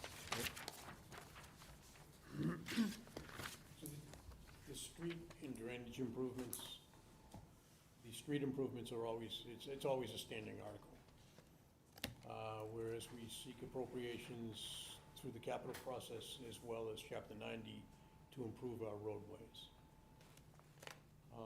This year's administrator's recommendation is for $600,000 for roadway improvements out of, I believe it's free cash. That's right. Free cash. The Chapter 90 request is $781,146. That's a pass-through. That's just a Chapter 90 grant program through the Mass DOT. So you combine those two, it gives us $1,070,000 to do roadways, lots, and sidewalks. We've discussed this internally, and we think it's time that we need to dedicate more time to sidewalks and more of our resources to sidewalks. So we made an internal decision amongst highway, DPW, and engineering to dedicate $300,000 out of this allotment for sidewalks. We're hoping that as funds become more and more available, we can, enhance that program, but right now we're gonna go with $300,000 this year. I know, it seems like the pavement sidewalks just don't hold up, they buckle and all, I mean, the concrete seemed to, Because of his trees. yeah. Well, there's not many trees around us, and I still see it How many trees buckling. left on Lake Ave? So the discussion last night when we were talking about the technology plan for the school department, we were talking about how one of the things that the auditors noticed was some of these recurring items. So normally, the roadway improvements are part of, the town administrator typically recommends a borrowing item for this. We're recommending just the free cash, so we can start to transition that into the operating budget. Transitioning it into the operating budget? So this is for the 1 year for the free cash. For the. Again, based on what the For the auditors sidewalks, recommend. okay. You have made almost, So that's transition. I'm tired, I'm losing my words. You've made it almost a mission of yours to be doing the sidewalks. And it's been long ignored, so that's really Right, been a that's great thing. To the credit of the engineering and Drew from the highway department, it's a collaborative effort to Yeah. get these things done. Because we all understand the need. Yeah. It's just a matter of having the resources to go ahead and do it. The resources that I think you have to have the people, like the finance committee, not our committee, but Jim and the group that he has for his finance. You have to have somebody that is leading them to acknowledge the fact that this is something that has to be addressed. So kudos to you for doing that. Someone who jogs on those sidewalks and has tripped over them many times, I Yeah. couldn't agree more, Yeah. yeah. Well, I know, it's frustrating driving when there's sidewalks and people are walking on the street, Yeah. Yeah. and it's really a hazard, and you see it all over the place, so. Okay, So there are also two other requests within this article, Article 8. Yep. One is for $68,000 for pavement markings. That's for long line painting, crosswalks, stop lines, some of which will be thermoplastic, some will just be basic latex paint. So that $68,000 will allow us to do quite a few lines. I believe the current rate is 7 cents per foot, so it's not god-awful expensive right now. We want to take advantage of the contract that we currently have in place and do as much as we possibly can. So that request is for $68,000. There's also a request of $65,000 for hot fiber crack sealing. We touched upon that a little bit earlier when we were talking about seal coating of Justin's lots in the driveways and the cemeteries. Very similar process. It's a hot asphalt emulsion that is reinforced with polyester fibers. So it gives it that flexibility, whereas a conventional crack seal will just dry out, crack, and blow away. This with the poly fiber works much better for us. It's a little bit pricey. It's $8.87 a gallon, I believe, right now. We've been doing about 4,500 gallons a year. This will allow us to double that. And again, it's a road preservation method that we use. Seal all the cracks, prevents the water from getting in there, and then you don't have as much of an issue with the thaw and freeze cycles. And we already discussed the $10,000 for the seal coating at the right. Cemetery. cemeteries. So in pavement markings, I mentioned it once before, but Front Street is so frustrating where it's a one-way. And if you're coming out of Front Street on 1A and taking a right, everybody who wants to go straight, everybody stays to the right automatically. So you're waiting for them to cross over, and it backs up so many times. I would love to see a line with an arrow, for right turn, and then the We other can one. take a look at it. If it's wide enough and it's practical, we can do it, but. Well, I think it is. I mean, it sure seems it. I mean, I see everybody trying to sneak around anyways, and they make room, but. You could take a look at that in that downtown traffic study. Yeah. Where's Cal? Cal, take a note of that. Why did that, you give us the 250? Maybe even outside of the study. Said we'll look at it, didn't say we'll do anything about it. Right. We look at a lot of. Well, I'll go out with my own paintbrush, I can get it. Okay, So do you have anything else, Rick, on the, No, I think that's it, and other than sewer and water is up next.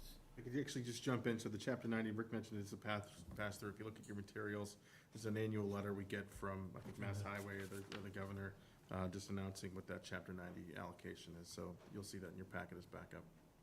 781,146. so Patrick, on the chapter 90, does that go by the miles of road you have in the town or whatever? Yeah. So once, 1A gets turned over to the town, our miles would go up, so we get more money? I think the state should give us like a In 10-wheel theory. dump for that, too. In theory, we've added 30 miles of roads since the 80s, and I haven't seen that contribution go up significantly. So I think it's one of those formulas where it's like, if you have between 120 and 170 miles, this is what you get. But you're right, it's supposed to be based on lane mile, but Right. I haven't seen any additional contribution from Mass DOT with all the miles of road that we've added. Well, I think they should throw another 10-wheeler in with the turnovers, just for that roadway, right? Sounds good to us. The pace they go on that road's never gonna be turned over. Yeah, no kidding. Not in our lifetime. All right, so unless there's any questions, that wraps up Article 8, the street and drainage improvements, and the only thing remaining in the sewer, there's 3 sewer and water articles. A water retained earning article, a sewer retained earning article, and a water borrowing article, so. Yep, go ahead. Actually, I just want to introduce, this is Scott Gustafson, he's the sewer and water superintendent. I think he may have been in an acting position this time last year, so Scott's been appointed to the permanent role. So as Patrick said, sewer and water has 3 articles on it. 9, 10, and 11. Infrastructure improvements in all 3 of them. Some are from the use of retained earnings. Others are borrowing, and still others are a loan/grant program under the MWRA. That would be for sewer improvements. Under Article 9, you'll see that Scott has requested several improvements.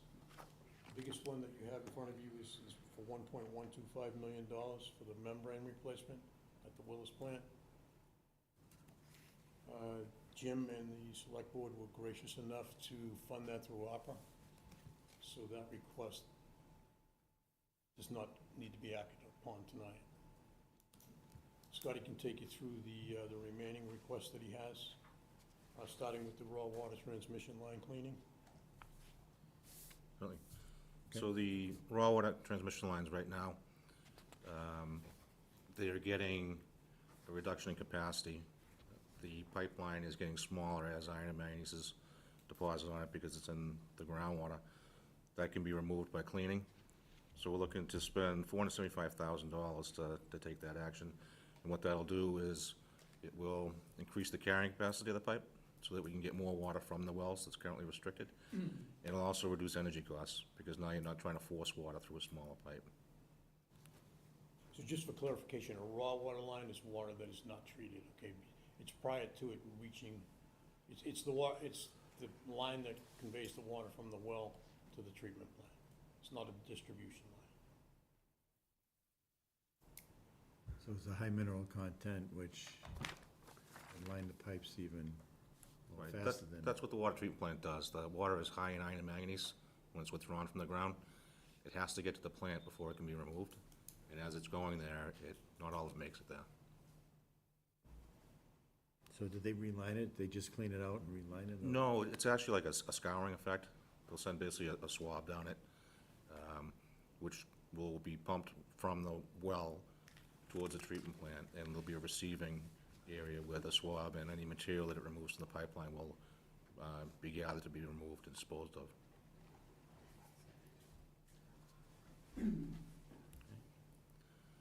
The next one is the supplemental water source investigation. Again, the wells, because of the iron and manganese, they can lose their capacity over time. As you're moving water towards the wells, it restricts not only the pipeline that is receiving the water, but also the formation around the well. And it keeps the water from getting to the well. That can be recovered in part by periodic cleaning of the wells, as with a maintenance procedure we do. But sometimes it does not always come back to that full 100% capacity, to the point where the well will not perform it again in the way it originally did. And we have to look into a different means of making up for that capacity, whether it's a satellite well, which is another well drilled with close proximity to the existing well, which produces the complexity of it, whether it's another water source, such as Minebrook 4, or an alternative water source such as an existing supply such as the MWRA. So this investigation looks at those options. So is this just searching for an area, or is this including? It's not just an area, it's an investigation to see what the best alternatives would be, whether it's drilling satellite wells close to existing wells, if possible, or like I said, activating a source that's currently in place, like Minebrook 4, that just hasn't had a construction phase take place where you have a pumping station, you have a raw water line going to the treatment plant, or whether it's connecting to an existing supply such as MWRA. Whatever's the best alternative. So this is really just a study, would it be, and then Right. like pilot? God bless you. Exactly. Okay. And again, that's for $375,000. On part of the description here, Scott, it says the construction of an additional water line to service the central system. That's a separate request? No, this is part of your description under the water line to central storage. Article 11, Joseph? Oh, I'm sorry. It's confusing, see, Yeah. Patrick did it to us. It is, someplace. it is. They both use the word, supplemental source or line, so. So hypothetically, would that line run consistent with the existing line, like side by side, or would it hypothetically be? Exactly. In part. So for Article 11, the redundant storage line, right now you have what's called a single point of failure. You have one pipeline that the water comes in and goes out of. So the water from the treatment plants will fill the tanks during low demand, and water will come out during high demand that we can't meet. You've only got one pipeline to do that. If something happens to that pipeline, it'd be a very bad situation, because not only can you not meet the demand from residents and commercial demand, but if you had the demand from fire protection, you have 5 million gallons in central storage that you don't have access to, potentially don't have access to. So it's a risk. Thank you. And by putting in another pipeline in parallel, on the property that we have in the tank farm, and a different line on the roadway, it gives you a redundancy and a more resilient water system. Okay, thank you. Now you can get back to the regular one. So, actually, would that line need to be put in before you clean the other one? That supplemental line, would that need to be put in so you still have water coming in? No, because this is actually on the distribution system. This is already water that's been treated. It's what people are consuming and using for whatever activities they're using it for. The cleaning is of the raw lines. That's the water that has not yet gone through the water treatment plant. So they're two separate parts of the system.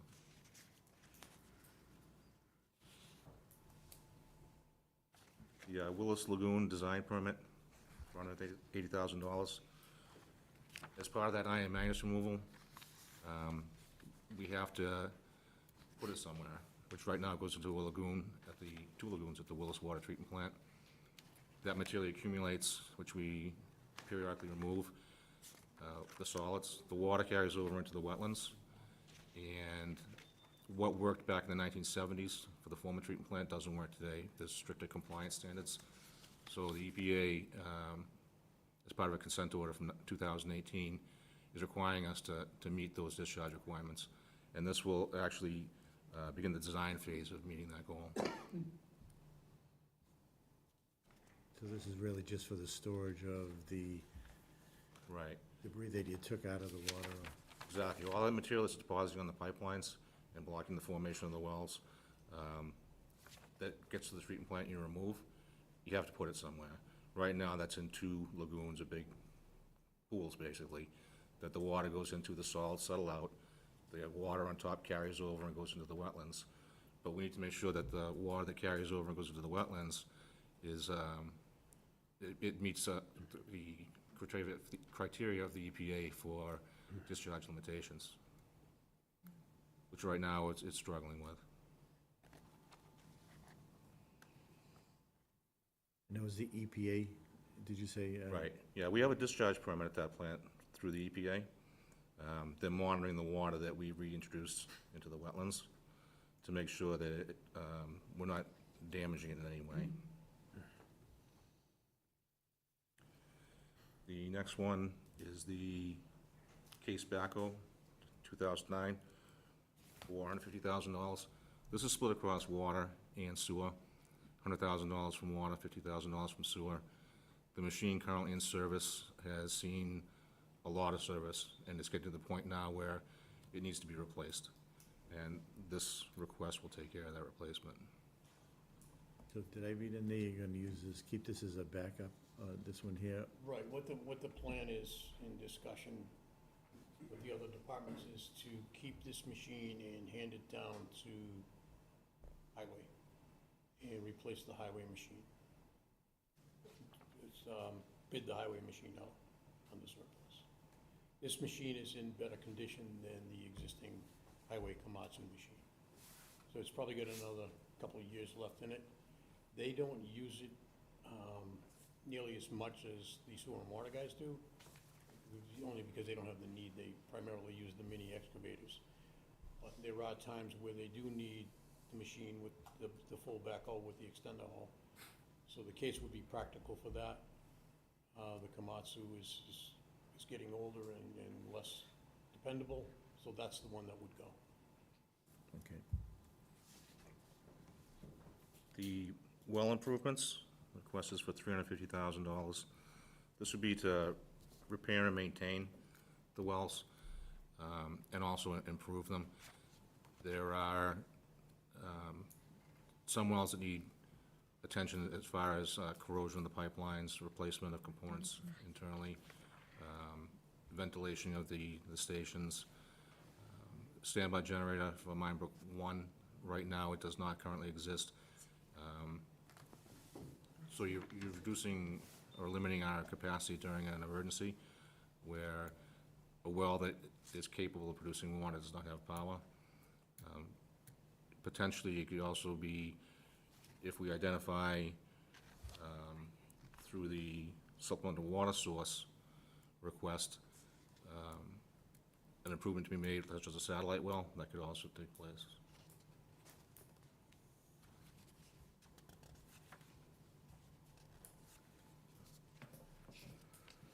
Question? Does everybody have that sheet? Because I don't have it in my book.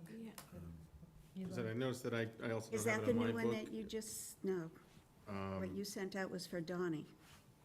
There were some revisions to the water department request, so I think something got lost in Okay, translation. because So if you want to just There's refer to another- that cover sheet. Okay. Because I was looking for it, and it's like, it's not there. So that's it for Article 9. Right now, the town administrator is recommending $1,480,000 from water retained earnings for Article 9 for those items.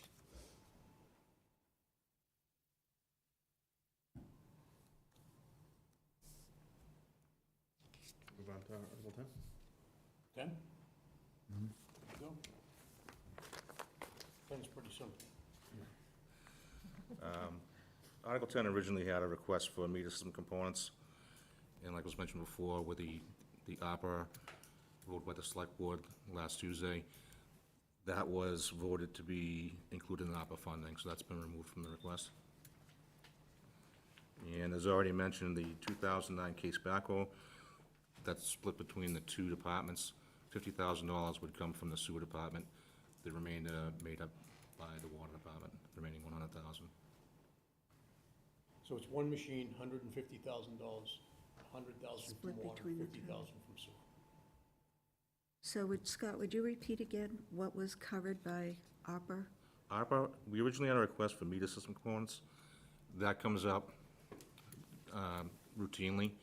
It's something that we request. Usually it's split between water and sewer, $150,000 or 250,000 from water and 100,000 for sewer. This year, it was made into a single request from sewer for 350,000, and it was proposed as an ARPA-funded project, Okay, and that fund request was met. thank you. So the other three items, the industrial road, North Street, North Walpole, and the sewer system design, are those funded by ARPA, or is that not recommended?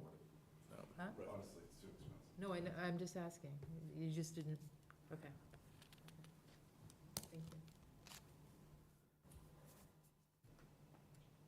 So for Article 10, Town Administrator, weird referring to Jim in the third person while he's there, is $50,000 from sewer retained earnings. Okay, thank you. Jim, they wanna know why you didn't give us the other $324 for the brine maker.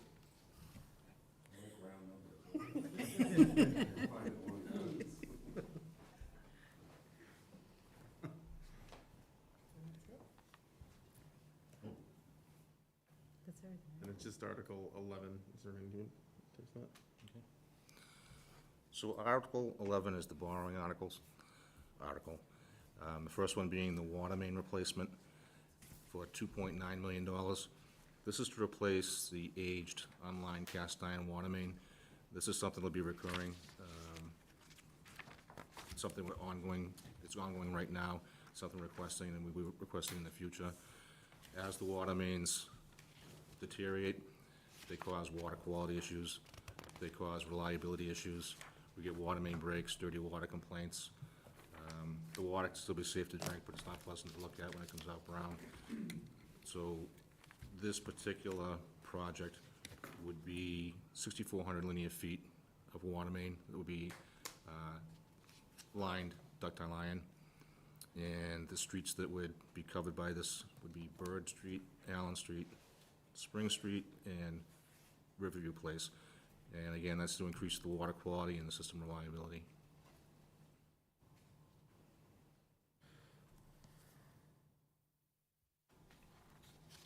So this is a replacement of the water main, not a cleaning or anything like that, it's a replacement. 6-inch unlined cast iron, as we brought before you, before, we're still targeting 6-inch unlined cast iron lines, which were put in the 30s and 40s. So we've, like, once again, we've got our money's worth out of it. 6-inch go back in there, 8-inch, 8-inch, right, yeah. 8-inch cement lined ductile iron. If we can get it. You better get the pipe before you dig the hole, right? So,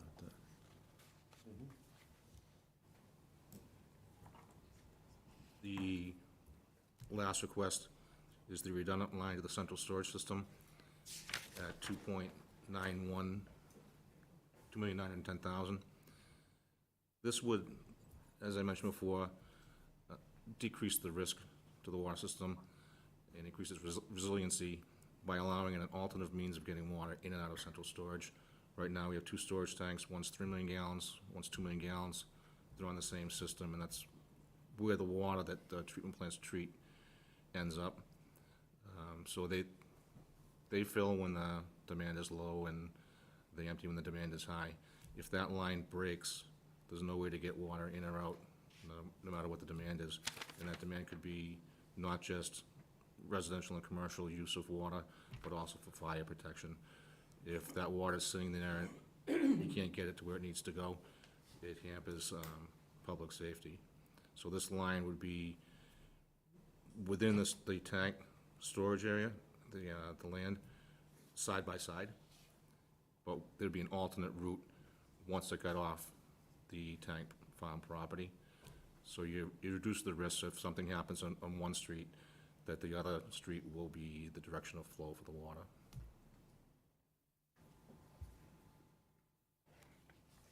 So this is, it says Old Post and High Plain Street, so So formerly, the central storage was at High Plain Street. Right. Those tanks have been removed.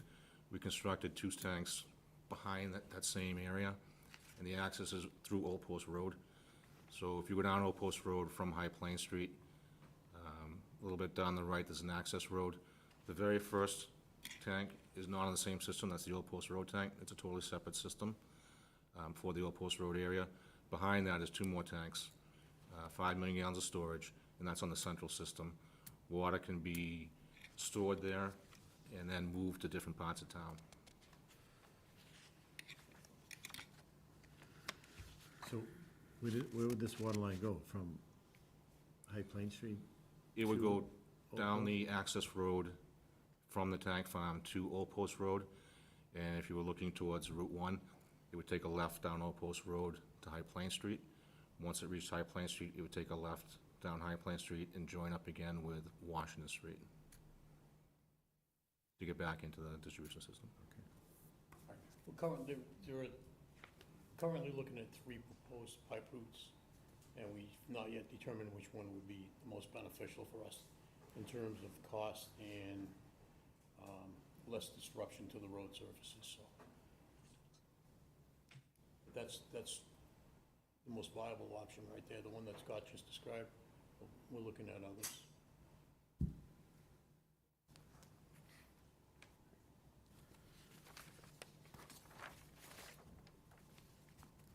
So just real quick, the total for these 2 items is $5,810,000, and just for some background, so, town administrator is recommending these from water borrowing. So the water budget has about $676,000 dropping off, starting in FY '24, so the Board of Sewer and Water Commissioners met, I think last Monday, and moving forward with, it's $5.8 million in borrowing over the course of 10 years. So, these 2 items here would just fit in nicely in the water borrowing capacity. What's the interest rate on that now? We factored in a 5% interest rate. We just went out and borrowed, it was 3.82 for $20 million over 30 years. Thank you.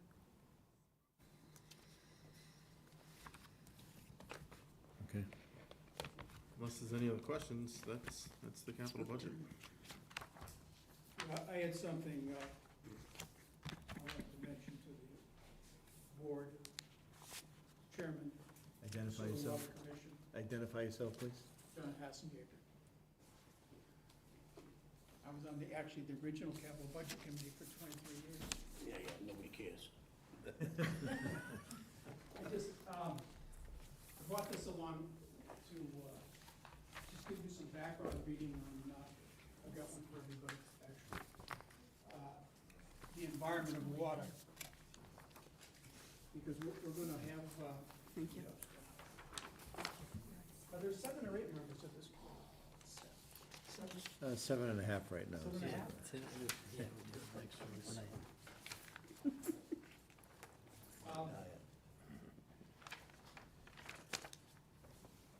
I think it's important, most of the stuff we talk about here is daily operations and 5-year plans of capital budgeting. But sometimes the environment of your field goes beyond 5 years.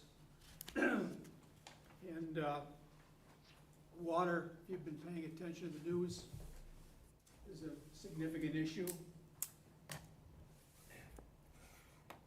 We're trying to deal with a changing environment of water supply. Things that many people don't know, and you may be aware, but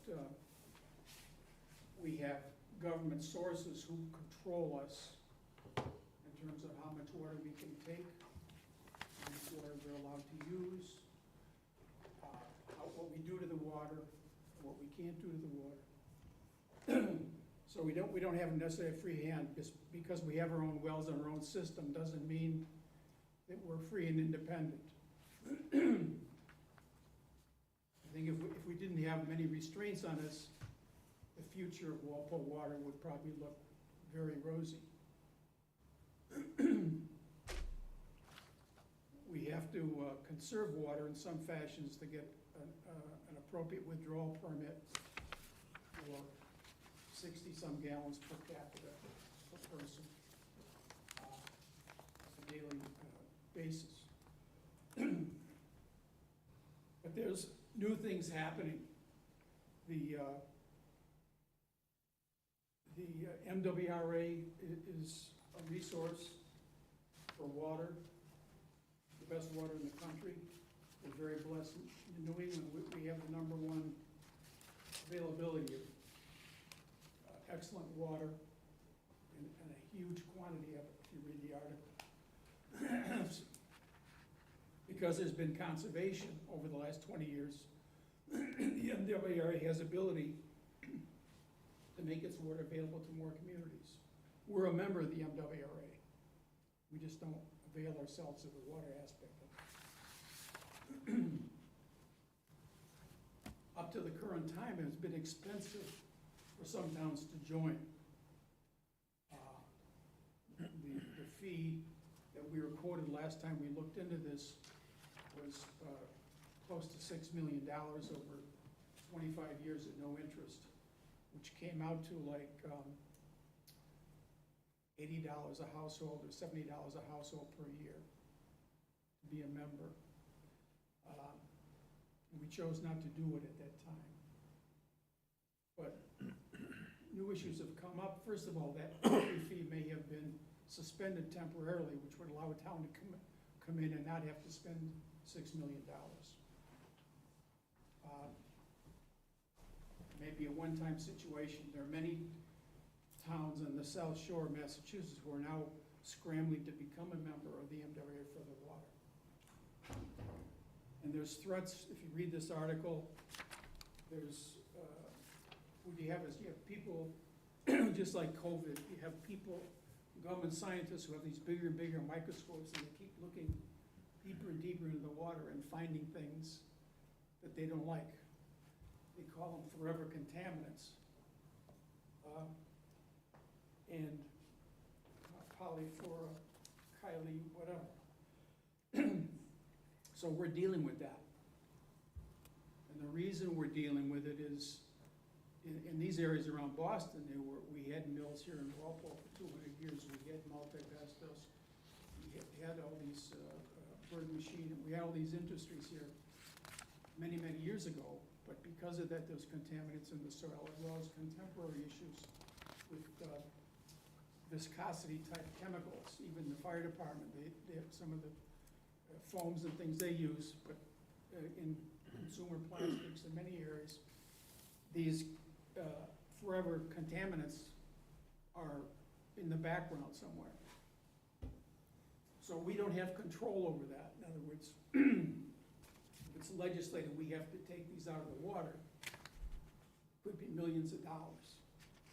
In fact, it is millions of dollars in the case of Medfield. So we are going to be looking into what do we do about this? What is it going to cost us? And what are the best solutions for not just for this year or next year or 10 years from now, but for the long term of Walpole. This is like maybe a situation, an opportunity that would never be available again. So when we're looking in water alternatives, we're not just looking about continuing our current system, but a backup if there are moratoriums or there are regulations that would prevent us from continuing to supply all our water. We would have a backup, we would have a solution for partial supply. And that's part of what this analysis is going to be, as well as looking around our own wells. We have a well that we've worked on that's we know has potential, but that may do us no good. You could build all the wells you want if the government won't take the water out of them or use the water out of them. It's nice to have them. You know. So anyway, I would just ask you to maybe read this over. You're going to hear more about it when we do this study and have people look into this issue. All right. I thought I should call it to your attention. All right, thank you, John. Patrick, to either you or Jim, the original request for the supplemental water source investigation was $875,000, but then on the list we got here, the request was for $375,000. Right. There was a- $375,000, and then that's what's recommended is a $375,000. So my question is, Gus mentioned about the satellite wells are looking for more water around that area. Is this included, investigating with the MWRA in this study? Yes. Okay. And one of the reasons it was cut, we cut it down by 500,000 at the request of the commissioners a week or two ago. They had asked to let's explore these options and not start construction on anything, because that extra 500,000 include some moderate construction costs there, so they knocked that down. We went ahead and added one other item on there. We'll move one other item up in the 5-year plan, which was oh, thank you, Larry. Which was the well improvements, right? Yeah, we moved the well improvements up, and the numbers pretty much matched up halfway. So we'll be looking into this with the study, right? Okay. All right, good. Yeah, so the investigation portion of the $350,000 may identify that you can possibly put a satellite well at Washington Well number 6. So the thought was, okay, well, maybe we can use that additional 350 on the other end to install that satellite well. So it's generically well improvements. Could include this installation of a satellite well, maybe some piping to reconfigure the system a little bit. Okay. All right, great. Anybody have any questions on that, or? Do we have any data on the PFAS levels within Walpole at this time? We do. Is that, Yeah, I didn't really say it, just before Scott answers. The big picture is PFAS is a new thing. And they have a bunch of them lined up, as Rick will confirm. We're exposed to, what, 3 or 5 of them now, Rick? Yeah, it's 2 more iterations of the rule coming out, so. And it could be like COVID, where there's gonna be, next year they're coming up with 4 more, and the year after that, 5 more. There's a chain. So it's not just a patch with a Band-Aid or something, this issue for 2 years or something. We have to be prepared for someday, may be determined that all communities are gonna have to join up to some group system to be able to deal with this. They can't all do it, several hundred communities, each So have their own. in short, we did not exceed the limit. We were very close at one point in time at 17. The limit is 20. Now, keep in mind, they're measuring these compounds in parts per trillion. okay. So they're very minute traces. I mean, you hear 17 and you see, oh, the limit is 20. Still a long way to go when you're measuring things in parts per trillion. Okay, we good? Yeah, do you want to take a look at the article? Before the meeting, you and I were talking about kind of the way the finance committee does. If you want, we can kind of go down each article department by department, and if a member has a hold on one, we can pull it aside. And do you want to just mention, so in addition to the department heads here in the room, we also have Superintendent Goff, School Business Administrator Mike Frisha, School Committee Member Nancy Gallivan, and Brendan Croak and Don Anderson also on Zoom. So if there's any questions relative to the department heads here also. Thank you. So, Ed, do you want me to, I can run down by department for Article 6? Do you want to do it that way? Say again? I'm gonna run down, Article 6 by department? Yep, yes, Okay, please. all right, so why don't we, we'll start with, engineering. Parks. Trails Committee. Cemetery Department. Building Maintenance. Conservation. Yes. I have a question about the North Street Conservation Land access. Concern about the traffic and the walkways between Adams Farm and the access to Willett Pond. I think that's a very dangerous location, and I was wondering if there's consideration for an alternate design so there'd be more parking closer to the pond, or I'm just very concerned about that as a safety issue. Sure, and I understand your concern, and we talked about it as well. So when people are coming down from Adams Farm, they won't be walking the street, they'll be walking a path that's off the street. So once they get down near the parcel, they will have to cross the road, and I know, I've been there. So we have thought of, and I talked to the town engineer today as well, of putting, a painted crosswalk and putting signage so that people will be made aware that there's a pedestrian crossing. The issue with parking, we did think about that, but the deed specifies we can't put parking spaces. So we could put a pull-off, It's a pull. and that's what we designed.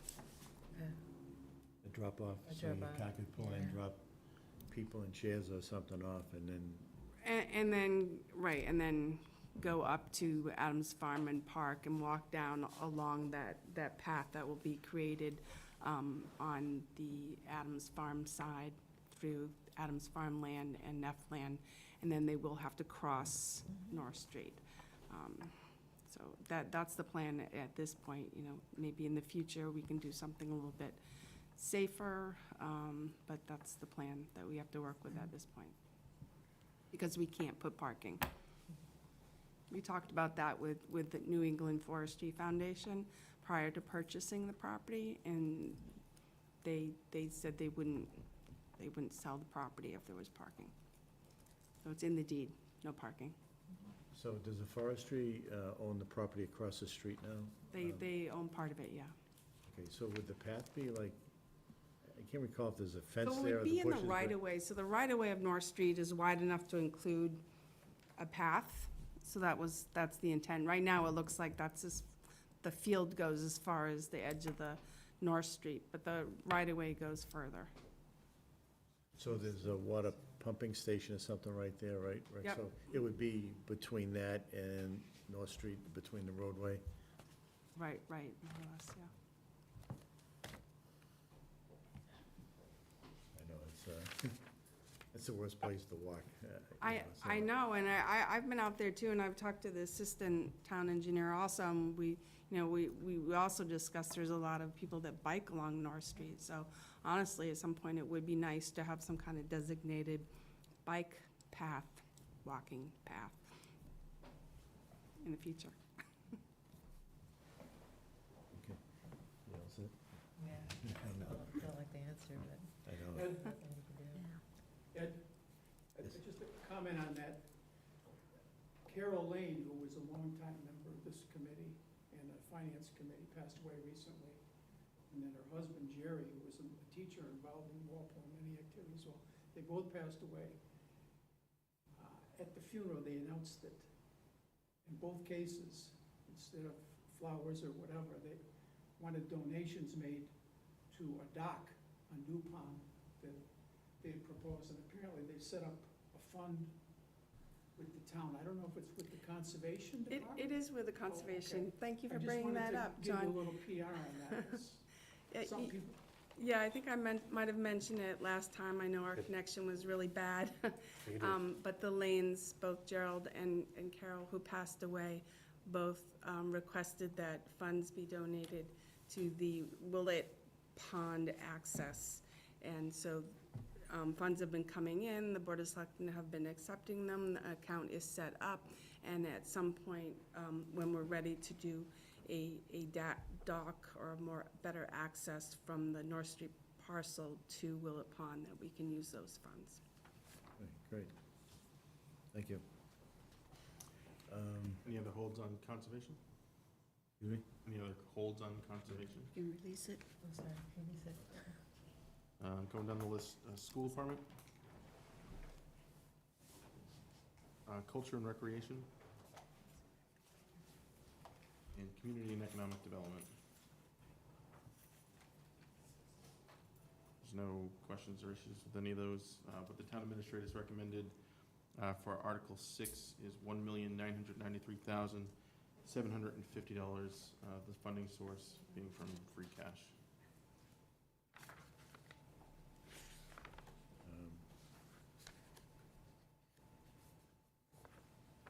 All right, like to make a motion, anybody? Favorable action? I will make the motion, favorable action for Article 6 in the amount of $1,993,750, and that is all out of free cash, correct? Second. You don't have to do the roll call vote. Yeah, thank God. Thank God. Okay, any, no other questions? Okay, all in favor? Aye. Opposed, abstained? So there'd be 7-0-0, right? Mhm. Okay, moving on to Article 7, do the same thing, go down by department. Assessors, Excuse, I'll have a hold on that. hold on assessing? Yeah. Okay. Do you want to? Wasn't that rescinded? There was nothing there. They rescinded it? Right, okay, he withdrew, but I was wondering why maybe one of these other vehicles that were being traded in couldn't be passed down to them. That was something that was part of the reason why they withdrew it. So after the conversation came up about why the town administrator wasn't funding this request, we took a walk at some of the other vehicles, and we had a conversation with the assessor that if other vehicles, whether it be from the police department or other departments that may be surplusing, we might be able to find an arrangement for I was the wondering assessor. even like the fire prevention officer's vehicle, if that's not that bad, because this one really doesn't leave town or anything, right? And Right, exactly. do right, something like that, right? Exactly, it's just when he's going out Okay. doing the appraisals. A release. Okay, thanks. Parks Department? Cemetery Department? Vehicle Maintenance? Highway Department? Police Department? Hold. You wanna just bring it up now, Josette, or? Sure. Under the taser replacement department-wide, it was listed at 121,200, and the town administrator recommended 121,500. I think I made a typo on that one. Well, that's what I asked, because I wasn't sure. Request to that, but Yeah, I think it was just a typo for that one, so. Okay. Yeah. Two and five are we right next changed to it. each other on the keyboard, I Yeah. know So from I think we experience. should change that funding, make sure we change it to the 121,200. Exactly.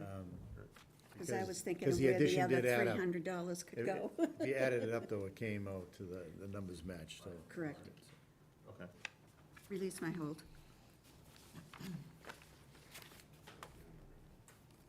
Oh, excuse me, while we're on those tasers, to the chief, I was, are they all in that bad a shape? Because a lot of times when we replace this many of one item, a lot of times we stagger it, and, would that be worthwhile to do now, or is it? With the tasers, there's a service contract that comes with that, as well as the technology that goes with these units. They're obsolete at this point, and they're past their usable life. So we try to do this all at once to make sure every officer's outfitted with a new one. We can train them all at the same time on the new technology, so that we're not staggering training and everybody has the same tool on the same belt. So it only makes sense to do this all at once. It's usually a 5-year contract. We're gonna do this all up front now to make sure we can get this done, and these tools get in the hands of officers right away. Is that what we expect for lifespan of these is 5 years? Okay. That's what we had, the current ones we have, which, as the deputy mentioned during his presentation before, the technology surpassed us by about 2 generations at this point. So we had officers come in from other departments that now are training on older weapons that we have right now. So to get up to speed would be ideal. Okay, great, thank you. Release. Well, you hold I it, did, sorry. that's all right. Excuse me, we're all set with the police department, then, okay, fire department? Well, I just had a question on that, so I'll for a second. Chief, how many bottles do you actually have? Is it, I was a little confused when the original request was for 20, and then it got bumped up to 40, and, no? Okay, because then you said you had 80 other bottles, so I was, Right, I I threw a couldn't lot, decipher between my notes. no, it's all right, I threw a lot of numbers at you. So we're replacing 20 bottles and 14 packs. 14 packs, 40? 14 packs. 14, okay. So the packs are the harnesses that have all the emergency gear and the regulator, and then the bottle sits inside of that. It's a two-piece thing. They're two separate things Okay, that make one. all right, because, So we carry a lot of spare bottles. So what ends up happening, at the SCBA, which is self-contained breathing apparatus, that's what we rely on, that's our breathing air. And we use it in all of our hazardous environments, whether it be smoke or a chemical release or whatever we need it for. it is critical to our operation. So each pack, by NFPA standard, has to have a spare bottle that goes with it, and then, which we have a total of 37 packs on the department. And with that, we have a spare bottle for each one, and then we have some spares that go beyond that. We used to have what was called a mini cascade system with one of our trucks, which is the ability to fill our bottles on scene. The problem is I don't have enough people to make that work. So we did away with the mini cascade system, which we had actually inherited from somewhere else. And we went with just having bottles on the apparatus that are already filled from our station, our fill station that we have that's permanently mounted at the firehouse. And we have 92 of those bottles available to us. I'm sorry, 94. 4 of those bottles are 1-hour bottles that are for our rescue packs. If someone gets into trouble and hits a mayday and we have to go in to get them, we have 4 1-hour bottles that we utilize for that. Those are set up as an emergency pack. The rest of them are all, the other 90 are all 30-minute bottles, of which I'm replacing 20 of them right now because they're going out of date. The bottles are good for 15 years. They're hydrostatically tested every 5, but they're only good for 15 years and they're at their end of their life. The packs are 20 years, and then they have to be replaced. And that's what we're in the process of replacing some of the packs. Many of you may remember that we used to take our old equipment off the trucks when we got new trucks and replace it with, basically take the old equipment and put it on the new truck. Well, we ran into some problems with that with the fire hose a couple of years ago, and we're trying not to do that anymore. Jim has been working with us to try to get all the new equipment that's necessary when we get a new truck so that we stay ahead of that curve, and we're still continuing to try to do that. These are old packs that we weren't able to do that with that are going out of date, so those are the ones that I'm looking to replace. But you only need 14 packs? Right now, it's 14. In 3 years, I'll be coming back at you again for the remainder of those packs. Okay. Which is a substantial number, but I don't have it at my fingertips That's here. fine. It There'll just be seemed 20 like with there'll be 14. In 5 years, there'll be 20 more packs that we have to Okay, replace. thank you. You're welcome. So there were some questions that were posed to me from, that had been sent from you, Ed. It's 20 bottles, 14 packs. It does not increase our inventory in any way. They're replacing ones that are going out of date, so there's no increase on the inventory. And I just mentioned the 15 years on bottles, 20 years on packs. Great, thank you. You're welcome. What's that release? Okay. And the final one for Article 7 is just the school department.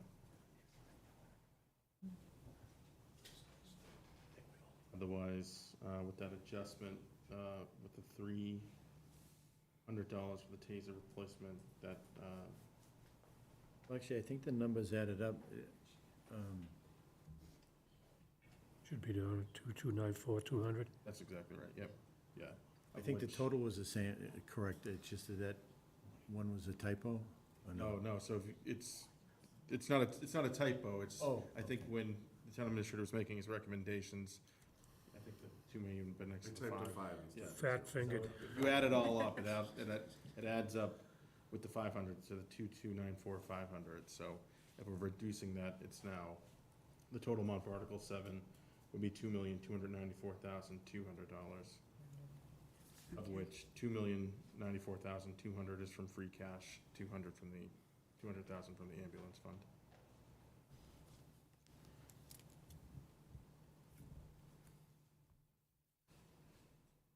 So you're going to break that down or just keep it for the grand total of? Yeah, so I just, so from free cash, $2,094,200, and from the ambulance fund, $200,000, for a grand total of $2,294,000, excuse me, $200, that's exactly right, yeah.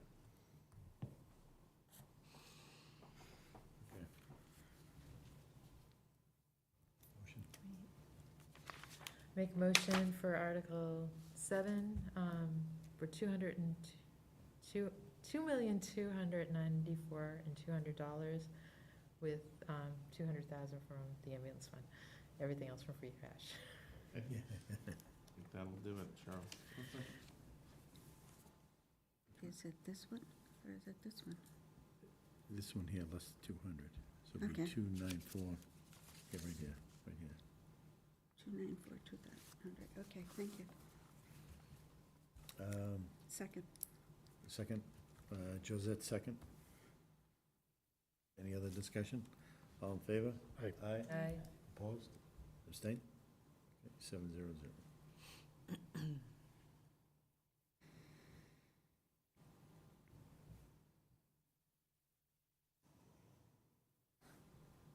All right, the next one is the street and drainage improvements. You gotta hold. Just a question. Okay. First time through, so I'm not real familiar with the Chapter 90, and it's a $781,000 number. I heard the explanation, but does that go against the request of the $1,150,000? The first It's line? part of it, so it's essentially, it's a state allocation. We get an allocation from the state, it's part of their annual budgeting process. I think they allocated about $200 million for Chapter 90 for They this did, fiscal year. yeah. Yeah, so then it gets split up by the communities. So the way we do it in Walpole is we build it as part of our capital plan. So for the $781,146, it's part of the appropriation for Article 8. So the funding sources for Article 8, it's part of the funding sources. But does it go against that first line item, which is the resurfacing of the roads? No, it's in addition. It's to in that. addition to. Yeah. That's fine. Thanks. So actually, on that, Patrick, we don't have to like spend the money or allocate the money as free cash or anything first, right? That money just comes to us and then we can spend it under their regulations. Yeah, I think that's right, but the way we've traditionally done it in Walpole is included as part of the capital budget. Okay. Some towns don't even run it through town meeting. They just, the DPW and select board do it. Walpole, well before my time, has always done it this way. Town meeting reviews it, considers it through capital, and Yep. we move on. Great. Thank you. Other questions, I'm just adding it up here, so from free cash, the recommendation's $733,000, from Chapter 90, $781,146, and from the cemetery account, $10,000, for a grand total of $1,524,146.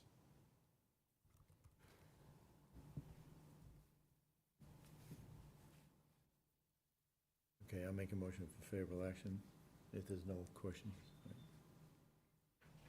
Seconded. Okay, no other discussion, all in favor? Aye? Aye. Opposed? Abstained?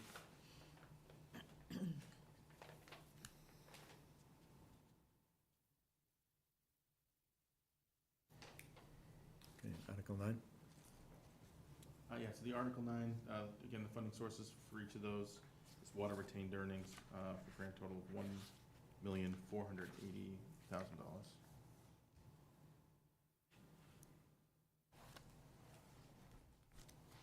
No holds? No. Okay. So we'd like to make a motion, all right? Motion for favorable action, Article 9, in the amount of $1,480,000. From water retained earnings. Water retained earnings, excuse me. I'll second it. There's no further discussion, all in favor? Aye. Aye. Opposed? Excuse me. Okay, yes. Aye. All right, so that'd be 700. That's right, yeah. For Article 10, the only item that the town administrator is recommending for that one is the case backhoe replacement for $50,000 in sewer retained earnings.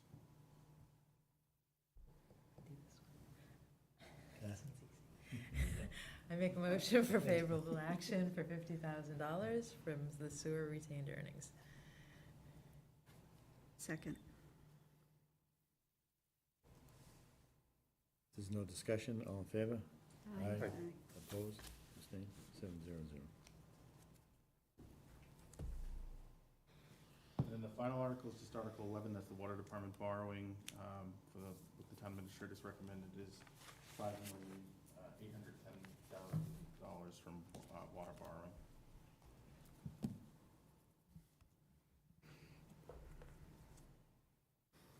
I'll entertain a motion. Somebody? Sure. Motion for favorable action on Article 11, having $5,810,000 from in water borrowing. Second. Second. Dave? No further discussion, all in favor? Aye. Aye. Opposed? And I will abstain on that one there because I have property in Spring Street, so. 601 for that one. Okay, is that it? That's it. So with that $300, not the typo, but it wasn't recommended, that'll just get added to the free cash that's gonna get rolled forward to the It'll spring. just go town meeting. back in? Yep, exactly. Okay. That's it. Yeah, we're good? Thanks for all your work. Yeah, so I Thank think, you. Before we adjourn, I would like to thank Josette for her years of service on the committee, a wealth of knowledge, and she is actually resigning, and Mr. Pittman will be taking her place as the representative from the FinCom. But I want to just say thank you for all your service. Thank you for being the chairman. Thank you. Okay. Thank you. Motion Larry? to adjourn? So moved. Second? It's all Not yours. quite yet, not quite It's yet. all yours. real quick, the only, just if I could just jump in for a second, so tomorrow night, obviously, the finance committee meeting, it's gonna be right in this room tomorrow at 7 o'clock. The capital budget's the only thing on the agenda for tomorrow night, so. Okay, great. Okay, thank you all. Thank you.